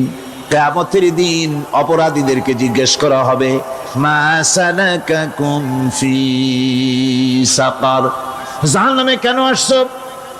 জবাবে তারা বলবে, ক্বালু লাম নাকু মিনাল মুসাল্লিনা ওয়া লাম নাকু নুতঈমুল মিসকিন। নামাজ পড়ি নাই, আর এতিম মিসকিনদের খেতে দেই নাই, এই কারণেই জাহান্নামে এসেছি। কল নাউযুবিল্লাহ। নামাজ যারা পড়বে না জাহান্নামে যেতে হবে। কোথায় যেতে হবে? কেউ কেউ মনে করতে পারবেন নামাজের ওয়াজ তো বহু শুনছি, এর চাইতে গুরুত্বপূর্ণ জিনিস আর নাই। নামাজের চাইতে গুরুত্বপূর্ণ ইবাদত আল্লাহর সৃষ্টি করেন নাই। মুসলমানের জন্য সর্বশ্রেষ্ঠ ইবাদত কি? চিল্লায় এখন জোরে বলেন কি?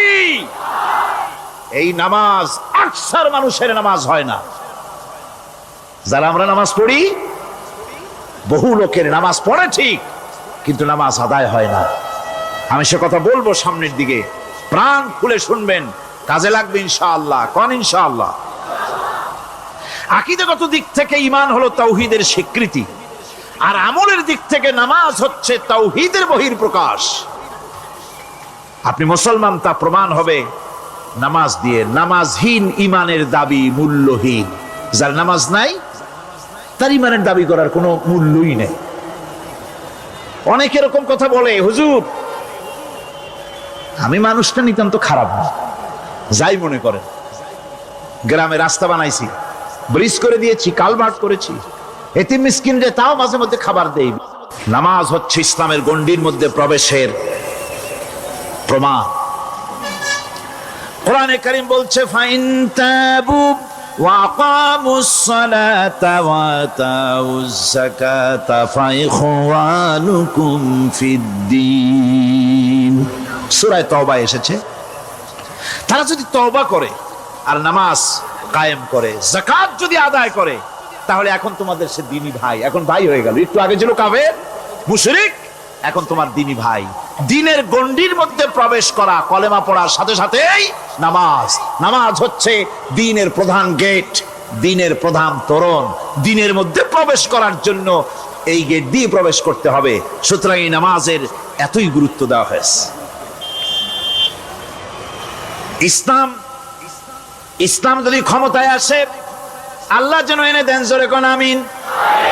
ইসলাম যদি ক্ষমতায় এসে যায়, রব্বুল আলামিন তাফসীরের মাহফিল, কোরআন সামনে নিয়ে আশা করে তোমার দরবারে দোয়া করি, এই বিশাল জনসমুদ্রের দোয়া কবুল করো মাবুদ গো, এই বাংলাদেশকে ইসলামের দেশ বানাইয়া দাও। দেশটা যদি ইসলামের হয়ে যায়, আইন যদি আল্লাহর হয়, শাসন যদি সৎ লোকেরা করে, রব্বুল আলামিন কোরআন শরীফে বলেন, তাহলে তারা 4টা কাজ করবে। আল্লাযীনা ইম্মাক্কান্নাহুম ফিল আরদ আকামুস সালাতা ওয়া আতাউজ যাকাত ওয়া আমারু বিল মা'রুফি ওয়া নাহাউ আনিল মুনকার। মুমিনেরা ক্ষমতায় এসে প্রথম যে কাজটা করবে, প্রথমে ক্ষমতায় এসেই নামাজ বাধ্যতামূলক করবে। প্রথম কি? ওয়াজ নসিহতে অনুরোধ করা হবে না, বাবাজিরা আল্লাহর রাস্তায় নামাজটা পড়ে না। রেডিও এবং টেলিভিশনের মাধ্যমে রাষ্ট্রপ্রধান অর্ডার করে দিবেন, আজ থেকে বাংলাদেশের 12 কোটি তাওহীদি জনতা, নারী পুরুষ যারা আকেল বালিগ, সকলের জন্য নামাজ বাধ্যতামূলক, নামাজ পড়তেই হবে। এটা অর্ডার। বেলা যখন 1টা বেজে যাবে, বেলা যখন 1টা বাজবে, সমস্ত মসজিদে আজান শুরু হয়ে যাবে। আজানের সাথে সাথে অফিস, আদালত, কল কারখানা, ক্ষেত খামার, শিক্ষাঙ্গন সব ডেডলক হয়ে যাবে। আধা ঘন্টার জন্য বন্ধ হয়ে যাবে। যারা মুসলমান অফিসে, কলেজে, ইউনিভার্সিটিতে, সর্বত্র তারা নামাজের জন্য প্রস্তুতি নেবেন। আধা ঘন্টার ভিতরে নামাজ আর খানা সেরে আবার কলেজ চলবে, বিশ্ববিদ্যালয় চলবে, কল চলবে, কারখানা চলবে, ক্যান্টনমেন্ট চলবে, সেক্রেটারিয়েট চলবে, সব আপন গতিতে চলতে থাকবে। আল্লাহর রহমত, বরকত আকাশ ফেরে নাজিল হয়ে যাবে। আর এই অর্ডার যে দেওয়া হবে, নামাজ পড়বেন সেখানে। থানায় যখন আজান হবে, থানায় আজান হয়ে গেছে, থানার স্টাফ, পুলিশ যারা আছে জামাতে খাড়া হয়ে যাবে, ইমামতি করবেন ওসি সাহেব। এসপির অফিসে এসপি সাহেব ইমামতি করবেন, ডিসি সাহেব তার অফিসে ইমামতি করবেন, মন্ত্রী সেক্রেটারিয়েট ইমামতি করবেন, প্রেসিডেন্ট বঙ্গভবনে ইমামতি করবেন, বিশ্ববিদ্যালয়ের ভাইস চ্যান্সেলরের ইমামতিতে সে জায়গার মুসলমান ছাত্র ছাত্রী, শিক্ষক শিক্ষয়িত্রী এক জামাতে নামাজ আদায় করবে। এই যদি হয় চিত্র দেশের, অপরাধ থাকবে? থানায় ওসি সাহেব নিজেই যদি জামাতের ইমামতি করেন, এইভাবে নামাজ আদায় করেন পুলিশদের নিয়ে জামাতে, ঘুষ আর খাবে তারা? এসপি সাহেবের অফিসে, ডিসি সাহেবের অফিসে মন্ত্রীরা যদি ভাবে নামাজ কায়েম করে, তাহলে কি অন্যায় অপরাধ কিছু থাকবে সমাজে? থাকবে না। সুতরাং নামাজ বাধ্যতামূলক করে দেওয়া হবে। নামাজ বাধ্যতামূলক, সকলকে নামাজ পড়তে হবে। নামমাত্র মুসলিম জাতির রাষ্ট্র ক্ষমতা গ্রহণ করাই হলো ইসলামী শাসন ব্যবস্থা নয়। ইসলাম ক্ষমতায় গিয়া অমুসলিমদের উপরে শাসন জারি করবে, আর অন্যান্য সরকারের মতো আমোদ ফুর্তি করে রাস্তাঘাট বানায় টানায় সিটে শুয়ে থাকবে, তা না। রাস্তা হবে, ঘাট হবে, কলেজ হবে, সব হবে, কিন্তু যারা মুসলমান তাদেরকে নামাজ পড়তে হবে। গোটা জনগণকে শাসক আর শাসিত উভয় গোলাম হবে আল্লাহ। উভয় গোলাম হবে কার? তখন প্রেসিডেন্টের বাবার ক্ষমতা নাই নিজের কোন আইন চালু করে, পার্লামেন্টের বাবার ক্ষমতা নাই ইসলামের বিরুদ্ধে টু শব্দটি করতে পারে। সেখানে শাসক আর শাসিত,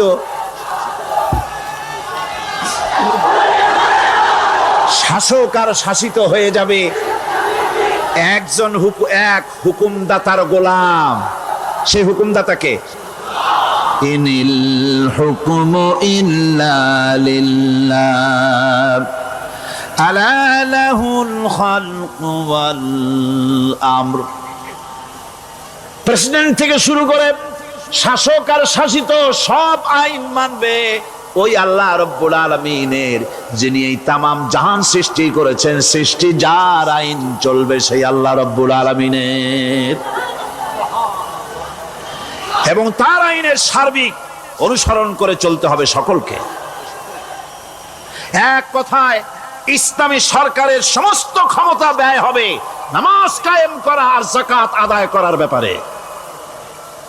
নামাজ যদি কায়েম হয়ে যায়, যাকাত যদি আদায় করা হয়, দুঃখ, দারিদ্র, কষ্ট কিছুই থাকবে না, বেকার সমস্যা থাকবে না। সমস্ত বেকারদেরকে চাকরি না পাওয়া পর্যন্ত বেকার ভাতা দেওয়া হবে।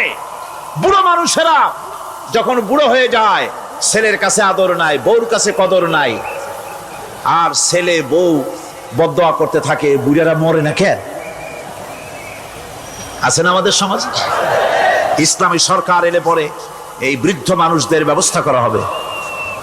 তাদের প্রতি এই ধরনের অসদাচরণ কেউ করতে সাহস পাবে না।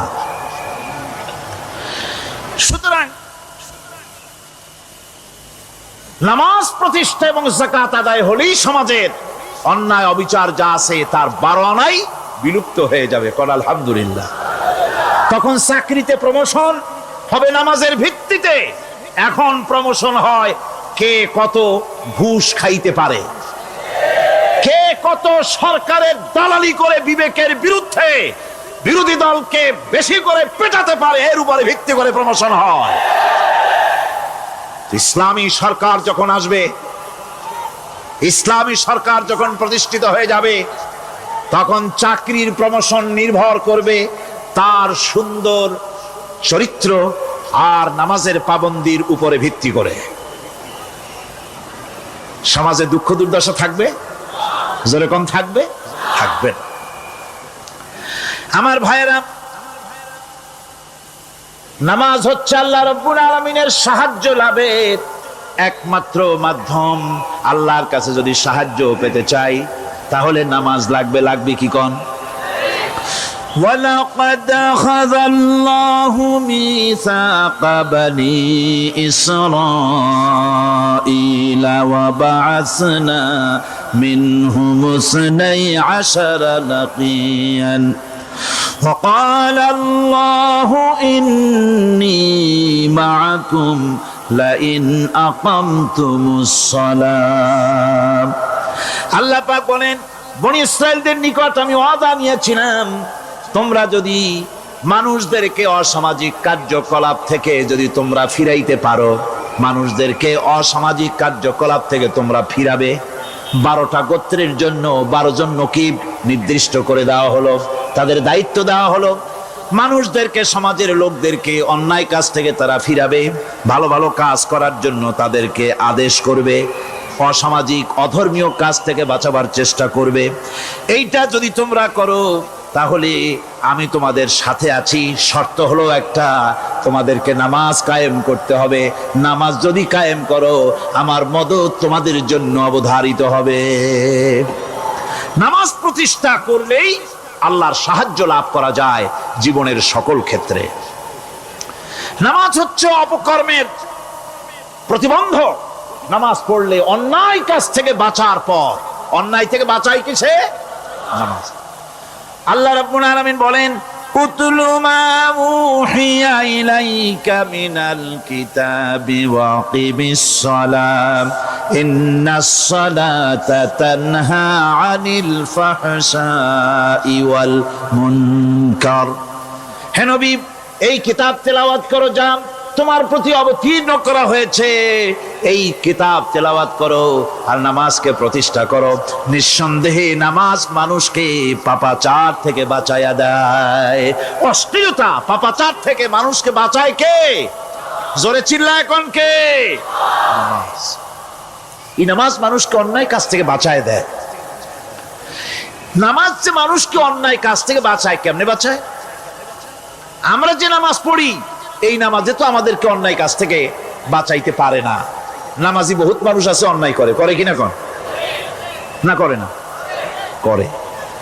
নামাজি অথচ অন্যায় করে। আর আল্লাহ বলছেন নামাজিকে, নামাজ তাকে অশ্লীলতা থেকে ফিরায়। তাহলে কথা কারটা ঠিক? আল্লাহরটা। জোরে বলেন, কারটা ঠিক? অবশ্যই আমার আল্লাহর কথা হক। আমি ভুল করতেছি, আমি যেন কোথাও ভুল করতেছি, সামথিং ইজ রং, কোথাও যেন আমরা ভুল করে বসতেছি, সেই ভুলটা কি আমরা আবিষ্কার করতে চেষ্টা করবো ইনশাআল্লাহ। প্রথম যে কথাটা সেটা হচ্ছে যে আমরা যা নামাজে পড়ি আমরা তা বুঝি না। কথা ঠিক কিনা? আমি যদি এখন প্রশ্ন করি সামি আল্লাহু লিমান হামিদা অর্থ কি, কোন ফার্স্ট ডিভিশনে কয়েকটা লেটার নিয়ে ফেল করবেন এরকম লোক আছেন না নাই? সুবহান রাব্বিয়াল আলা অর্থ কি জানি না, সুবহান রাব্বিয়াল আযীমের অর্থ কি জানি না, দোয়া কুনুত অর্থ কি জানি না, তাশাহুদ অর্থ কি জানি না, সূরা ফাতিহার অর্থ কি জানি না, এমন কি উযুর মধ্যে কয়টা ফরজ তাও অনেকের জানা নাই। কথা কি বেশি বললাম না ঠিক বলছি? একজনের জিজ্ঞেস করলো, মিয়া উযুতে কয় ফরজ? কয় হুজুর কি মনে করেন এটা বুঝি জানি না, এটা তো সাধারণ ব্যাপার, বলেন না কয় ফরজ? কয় উযুতে তো 17 ফরজ। কি কি? কয় হাত ধোয়া, পাও ধোয়া, মুখ ধোয়া, নাক ধোয়া, চোখ ধোয়া, জিহ্বা ধোয়া, মাথা ধোয়া। বলতে বলতে গুনে দেখা গেল প্রায় 19টার মতো বলছে। বলা হলো, মিয়া বললেন আপনি উযুতে ফরজ 17টা, কইলেন আপনি 19টা। কয় হুজুর জানি আরো, বলি না আপনাদের ভয়তে। উযু জানে না, নামাজ জানে না, তাকেই নামাজ কেমনে ফিরাবে অন্যায় কাজ থেকে? কথা বুঝতে পেরেছেন? নামাজে কি পড়ি? নামাজে দাঁড়ায় গেলাম, আল্লাহু আকবার অর্থ কি? চিল্লায় কন্না আল্লাহু আকবার।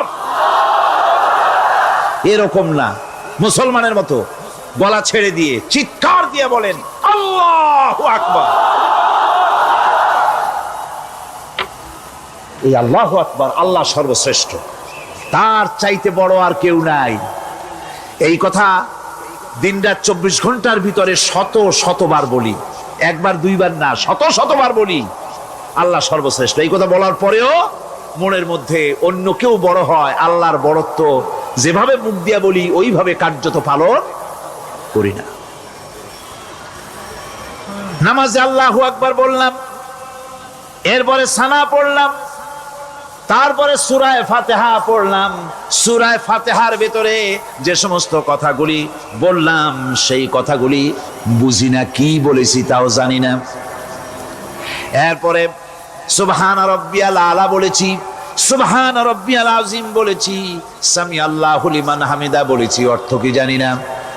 আল্লাহ তা শুনতে পান, যে ব্যক্তি আল্লাহর প্রশংসা করেন তিনি তা শুনতে পান।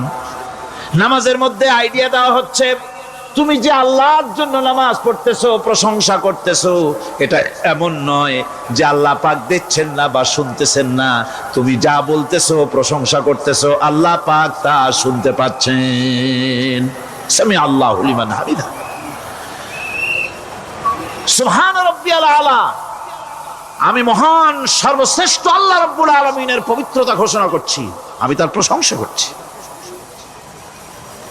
সূরা ফাতিহার কি আমরা বলি আপনারা ব্যাখ্যা দেখে বুঝে নিয়েন, সেগুলি আমি এখানে বলে বাকি কথা সব শেষ করতে পারবো না। এরপরে আমরা নামাজের মধ্যে দোয়া কুনুত পড়ি। সেই দোয়া কুনুতে যে কি ওয়াদাটা করি, অন্তত আমার তো মনে হয় সাধারণ মানুষের মধ্যে 99.9 লোকেরা জানে না দোয়া কুনুতে কি পড়ে, অর্থ বোঝে না। দোয়া কুনুতের মধ্যে বলা হচ্ছে আল্লাহুম্মা ইন্না নাস্তাঈনুকা, আয় আল্লাহ আমি তোমার কাছে সাহায্য চাই। কার কাছে সাহায্য চাই? আল্লাহর কাছে সাহায্য চাই। নামাজের ভিতরে বলতেছেন, এই কথা যদি অর্থ আপনি জানতেন যে তোমার কাছে সকল ব্যাপারে সাহায্য চাই তোমার কাছে, এই কথাটা যদি মনে প্রাণে বুঝতেন, তাহলে দুনিয়ায় কোনো মাজারে গিয়া মরা জিন্দা মানুষের কাছে গিয়া নিজের ছেলে মেয়ে চাইতেন না, চাকরির উন্নতি চেতেন না। আপনি নামাজের ভিতরে বলতেছেন আপনার কাছে, আয় আল্লাহ আপনার কাছে সর্বপ্রকারের সাহায্য আপনার কাছে চাই। নামাজের ভিতরে কিসের মধ্যে বলতেছেন? বিশ্বাস যদি করতেন, যদি বুঝতেন, তাহলে যত বড় পীর আসুক দেশ থেকে আর বিদেশ থেকে, সন্তান চাওয়ার জন্য পাগল হয়ে পায়ের উপরে পড়ে থাকতেন না, আল্লাহর কাছেই চাইতেন। কার কাছে চাইতেন? এরপরে বলতেছেন ওয়ানাস্তাগফিরুকা, তোমার কাছে ক্ষমা চাই, গুনাহ করেছি, অনেক গুনাহ করেছি, তোমার কাছে ক্ষমা চাই, কারণ সাহায্য করতে পারো তুমি, গুনাহ মাফ করতে পারো তুমি। গুনাহ মাফ করার ক্ষমতা কি আছে পৃথিবীর কারো? আকাশে জমিনে আল্লাহ ছাড়া মানুষের গুনাহ কেউ মাফ করতে পারে? এরপরে বলতেছি ওয়ানুমিনু বিকা, আয় আল্লাহ, আমি তোমার উপরে ঈমান এনেছি, পরিপূর্ণভাবে তোমার উপরে ঈমান এনেছি। ওয়া নাতাওয়াক্কালু আলাইক, আর তোমার উপরেই কেবলমাত্র ভরসা করেছি। ঈমান এনেছি তোমার উপরে, ভরসা করছিও তোমার উপরে। এই কথাগুলি যদি আমরা বুঝতাম তাহলে আত্মাটা বড় হয়ে যেত, মাথাটা আল্লাহ ছাড়া কারো সামনে নত হতো না। ঠিক না বেটি? আল্লাহ ছাড়া কারো সামনে মাথা নত হতো না।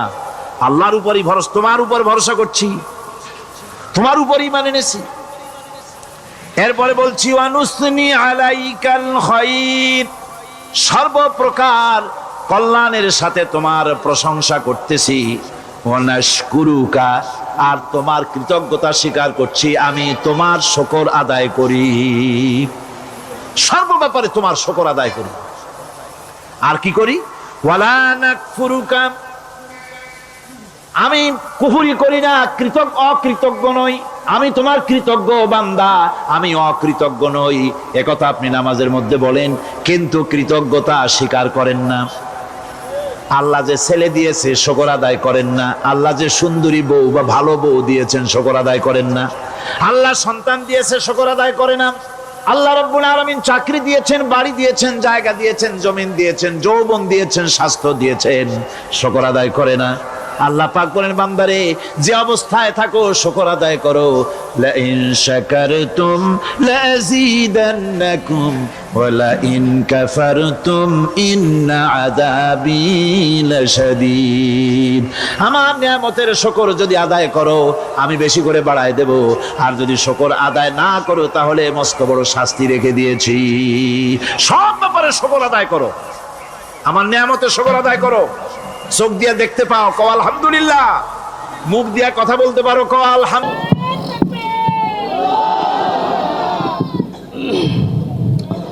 আসসালামু আলাইকুম ওয়া রাহমাতুল্লাহি ওয়া বারাকাতুহু। সবাই কেমন আছেন? একজন মাত্র জিজ্ঞেস করেছে যে আমি কেমন আছি। আলহামদুলিল্লাহ, আপনাদের দোয়া ও ভালোবাসায় আমরা সকলেই অনেক ভালো আছি। কারণ আমরা যেভাবেই থাকি, যেমনই থাকি, সর্ব অবস্থায় হচ্ছে আমরা মহান আল্লাহ পাক রব্বুল আলামিনের দরবারে শুকরিয়া জ্ঞাপন করি। এটাই হচ্ছে আমাদের মূল নীতি, ঠিক কি না? আপনারা সকলেই জানেন আমাদের ছোট ভাই আহনাফ খালিদ অসুস্থ। এখন আলহামদুলিল্লাহ মোটামুটি ভালোর দিকে যাচ্ছে, এটাই হচ্ছে স্বস্তির খবর। তারপরে হচ্ছে আচ্ছা, এই প্রোগ্রামে যে আমরা আজকে আসব এটা আসলে আমাদের কনফার্ম ছিল না, হয়তো আমরা না আসার সম্ভাবনাই অনেক বেশি ছিল। যাক, আল্লাহর ফয়সালা, আলহামদুলিল্লাহ ও ভালোর দিকে যাচ্ছে, এই জন্য আপনাদের সাথে দেখা করার সুযোগ হলো। এজন্য সবাই বলেন আলহামদুলিল্লাহ। আমি বিশেষ করে অনেক বেশি খুশি, কারণ আমার বিভাগ হচ্ছে খুলনা, আমার বাড়ি খুলনা শহরে। আলহামদুলিল্লাহ, এখান থেকে আজাদ ভাই, ইয়াসিন হায়দার ভাই ওনারা ছিলেন, আমাকে নিয়ে গিয়েছেন কলরবে আজকে আপনাদের সামনে, এবং আমার এলাকার মানুষদের সাথে কথা বলতে পারছি। এর থেকে সুন্দর দৃশ্য আমার দৃশ্যপটে আর নেই। আমার খুবই ভালো লাগছে, কারণ আপনারা, আমি জানি আপনারা দেশিদেরকে অনেক বেশি আপন ভাবে, ঠিক কিনা? আজকে আমি গাইবো না, আপনাদেরকে দিয়ে গাওয়াইবো ইনশাল্লাহ। গাইবেন তো আমার সাথে ইনশাল্লাহ সবাই? আপনারা, আমি জানেন আপনারা অনেক ধরনের সঙ্গীত শুনতে চাইবেন, অলরেডি আমার পকেটে অনেকগুলো আছে, আমি গাইবো ইনশাল্লাহ। তবে আমি আমার মতো করে পরিবেশনা শুরু করি, পর্যায়ক্রমে সঙ্গীতের মাঝে মাঝে কথা বলবো ইনশাল্লাহ। আপনারা অনুষ্ঠানের শেষ পর্যন্ত থাকবেন তো ইনশাল্লাহ? আমার পরে আপনাদের প্রিয় বিনোদন বন্ধু, আমারও খুব ভালো লাগে, মহিউদ্দিন ভাই, খান সাহেব নামে পরিচিত, উনি আপনাদের সামনে পারফর্ম করবেন। এবং কলরবের সিনিয়র শিল্পী আমাদের ইয়াসিন হায়দার ভাই আছেন, উনিও আপনাদের সামনে ইনশাল্লাহ পারফর্ম করবেন। আপনারা আজকে মুগ্ধ হবেন ইনশাল্লাহ। অনুষ্ঠানের শেষ পর্যন্ত কারা কারা থাকবেন একটু দেখি হাতগুলো। থাকবেন তো ইনশাল্লাহ? আল্লাহ কবুল করুক, হাত নামান। আমি আমার পরিবেশনার শুরুতে একটি দেশাত্মবোধক সঙ্গীতের মাধ্যমে আমি আমার পরিবেশনা শুরু করতে চাই। তারপরে ইনশাআল্লাহ জাগরণী সঙ্গীত, হামদ, নাত এবং আপনারা আমার যে সঙ্গীতগুলো পছন্দ করেছেন ইউটিউবে সেগুলো আমি গাওয়ার চেষ্টা করব ইনশাআল্লাহ। তবে আমি সঙ্গীত গাওয়ার মাধ্যমে আমি একটি কথা বলি, সেটি হচ্ছে যে আপনারা আমার সাথে কিন্তু গাইতে হবে, ঠিক আছে? আমি থেমে যাব, আপনারা আমার সাথে গাইবেন। আপনারা দেখেন না যারা ওই যে মিউজিক কনসার্ট করে, যে দেখছেন আপনারা যে কাপড় খুলে এভাবে নাচানাচি করে, দেখছেন? আমরা তো এটি করতে পারবো না। আমরা হামদ নাত, আল্লাহ পাক রব্বুল আলামিনের প্রশংসা, রাসূল আকরাম সাল্লাল্লাহু আলাইহি ওয়াসাল্লামের প্রশংসা করতে কি আমাদের কোনো ভয় আছে নাকি? আমরা মন প্রাণ উজাড় করে করব। শুরুতে একটি দেশাত্মবোধক সঙ্গীত গাইবো। এই সঙ্গীতটা আমি আপনাদের সকলকে নিয়ে গাইতে চাই এবং একটি সাপোর্ট চাই। আপনাদের কাছে মোবাইল ফোন আছে না? আছে? একটু মোবাইল ফোনের ফ্ল্যাশ লাইটটাকে সবাই একটু অন করেন, একটু অন করেন সবাই। খুলনার মানুষ কিপটা না, আমি এতটুকু জানি, ঠিক না? আছে? আরে না, খুলনার মানুষ কিপটা না। এই লাইটগুলো অফ করে দেন অপারেটর ভাই, একটু সময়ের জন্য। আর কটা লাগবে? এই সামনে আর কটা লাগবে? আর কয়টা? চার্জ আছে, চিন্তা করতেছে ভিডিও করতে হবে, ঠিক কিনা? যাই হোক, যখন দেশের নাম আসবে সবাই একটু হাত এভাবে মুভ করতে পারবো তো? সবাই একটু করেন তো, সবাই একটু। সুন্দর লাগছে না? ইনশাআল্লাহ আরো সুন্দর লাগবে। শুরু করি, হ্যাঁ? হাজার পাখির গানে জাগ্রত, হাজার নদী আর গ্রাম, এ যে আমার জন্মভূমি, আমার মাতৃভূমি, বাংলাদেশ তার নাম। এ যে আমার জন্মভূমি, আমার মাতৃভূমি, বাংলাদেশ তার নাম। হাজার পাখির গানে জাগ্রত, হাজার নদী আর গ্রাম, এ যে আমার জন্মভূমি, আমার মাতৃভূমি, বাংলাদেশ তার নাম। এ যে আমার জন্মভূমি, আমার মাতৃভূমি, বাংলাদেশ তার নাম। এখানে রাখালিয়া বাঁশের বাঁশরি মন ছুঁয়ে যায়, নুপুরের ঝংকারে কলো কলো সুর তুলে নদী বয়ে যায়। এখানে রাখালিয়া বাঁশের বাঁশরি মন ছুঁয়ে যায়, নুপুরের ঝংকারে কলো কলো সুর তুলে নদী বয়ে যায়। পাহাড় ধুয়ে ধুয়ে নির্ঝরিণী যায় ছুটে অবিরাম, এ যে আমার জন্মভূমি, আমার মাতৃভূমি, বাংলাদেশ তার নাম। এ যে আমার জন্মভূমি, আমার মাতৃভূমি, বাংলাদেশ তার নাম। এ যে আমার জন্মভূমি, আমার মাতৃভূমি, বাংলাদেশ তার নাম।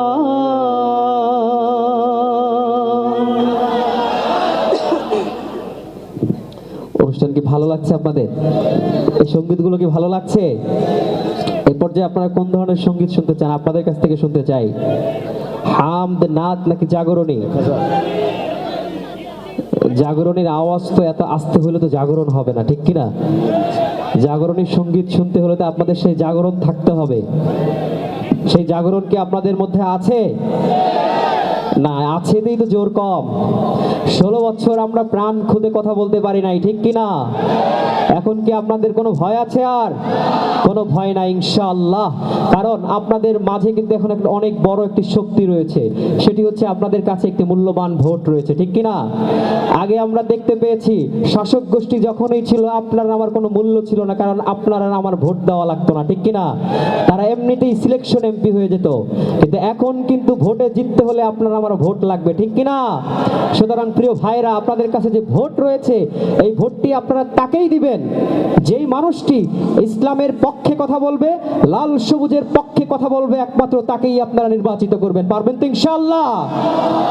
একে একে শেষ করেছি, সবার দেখা হইল শেষ। বাড়ান। দেখতে দেখতে গোল্লাই গেল আমার সোনার বাংলাদেশ। কথা কি ভুল বললাম? মনিটরগুলো বাড়ান ভাই, তাহলে জাগরণ তো আরো হতে হবে। এই জাগরণ দিয়ে কিন্তু জাগরণের সঙ্গীত চলবে না। আপনারা কি ভাই ভয় পান নাকি? খুলনার মানুষ যদি ভয় পায় তাহলে আমি কোথায় যাব? খুলনার মানুষ সবসময় বিপ্লবী মানুষ, ঠিক কিনা? একে একে শেষ করেছি, সবার দেখা হইল শেষ। দেখতে দেখতে গোল্লায় গেল আমার সোনার বাংলাদেশ। দেখতে দেখতে গোল্লায় গেল আমার সোনার বাংলাদেশ। দেখতে দেখতে গোল্লায় গেল আমার সোনার বাংলাদেশ। এতটুকু সবাই গাইবো, পারবো তো ইনশাল্লাহ? আমি থেমে যাব, ঠিক আছে? একে একে শেষ করেছি, সবার দেখা হইল শেষ। দেখতে দেখতে গোল্লায় গেল, দেখতে দেখতে গোল্লায় গেল আমার সোনার বাংলাদেশ। দেখতে দেখতে গোল্লায় গেল আমার সোনার বাংলাদেশ। স্বাধীনতার বয়স বেড়ে 53তে পা দিলাম, নেতারা তো সবই পেল, আমরা বলো কি পেলাম? স্বাধীনতার বয়স বেড়ে 53তে পা দিলাম, নেতারা তো সবই পেল, আমরা বলো কি পেলাম? শান্তির লাগি কান্দা মরি, শান্তির কোনো নাহি লেশ। দেখতে দেখতে গোল্লায় গেল, দেখতে দেখতে গোল্লায় গেল আমার সোনার বাংলাদেশ। দেখতে দেখতে গোল্লায় গেল আমার সোনার বাংলাদেশ। যাদের হাতে যায় ক্ষমতা, দেশ যেন বাপের ভিটা, রাখতে চেয়ার শুরু করে বিদেশিদের পাচাটা। যাদের হাতে যায় ক্ষমতা, দেশ যেন বাপের ভিটা, রাখতে চেয়ার শুরু করে বিদেশিদের পাচাটা। বিদেশিদের কথা মতো চালায় ওরা নিজের দেশ। দেখতে দেখতে গোল্লায় গেল, দেখতে দেখতে গোল্লায় গেল আমার সোনার বাংলাদেশ। একে একে শেষ করেছি, সবার দেখা হইল শেষ। দেখতে দেখতে গোল্লায় গেল আমার সোনার বাংলাদেশ। দেখতে দেখতে গোল্লায় গেল আমার সোনার বাংলাদেশ। কেউ দিল না, সবাই নিল, আমরা যে কলুর বলদ। সারা বছর নেয় না খবর, নির্বাচনে খুব দরদ। কেউ দিল না, সবাই নিল, আমরা যে কলুর বলদ। সারা বছর নেয় না খবর, নির্বাচনে খুব দরদ। আর কতকাল এমনি করে মোদের জীবন করব শেষ। দেখতে দেখতে গোল্লায় গেল, দেখতে দেখতে গোল্লায় গেল আমার সোনার বাংলাদেশ। একে একে শেষ করেছি, সবার দেখা হইল শেষ। দেখতে দেখতে গোল্লায় গেল আমার সোনার বাংলাদেশ। দেখতে দেখতে গোল্লায় গেল আমার সোনার বাংলাদেশ। দেখতে দেখতে গোল্লায় গেল আমার সোনার বাংলাদেশ। একটু মার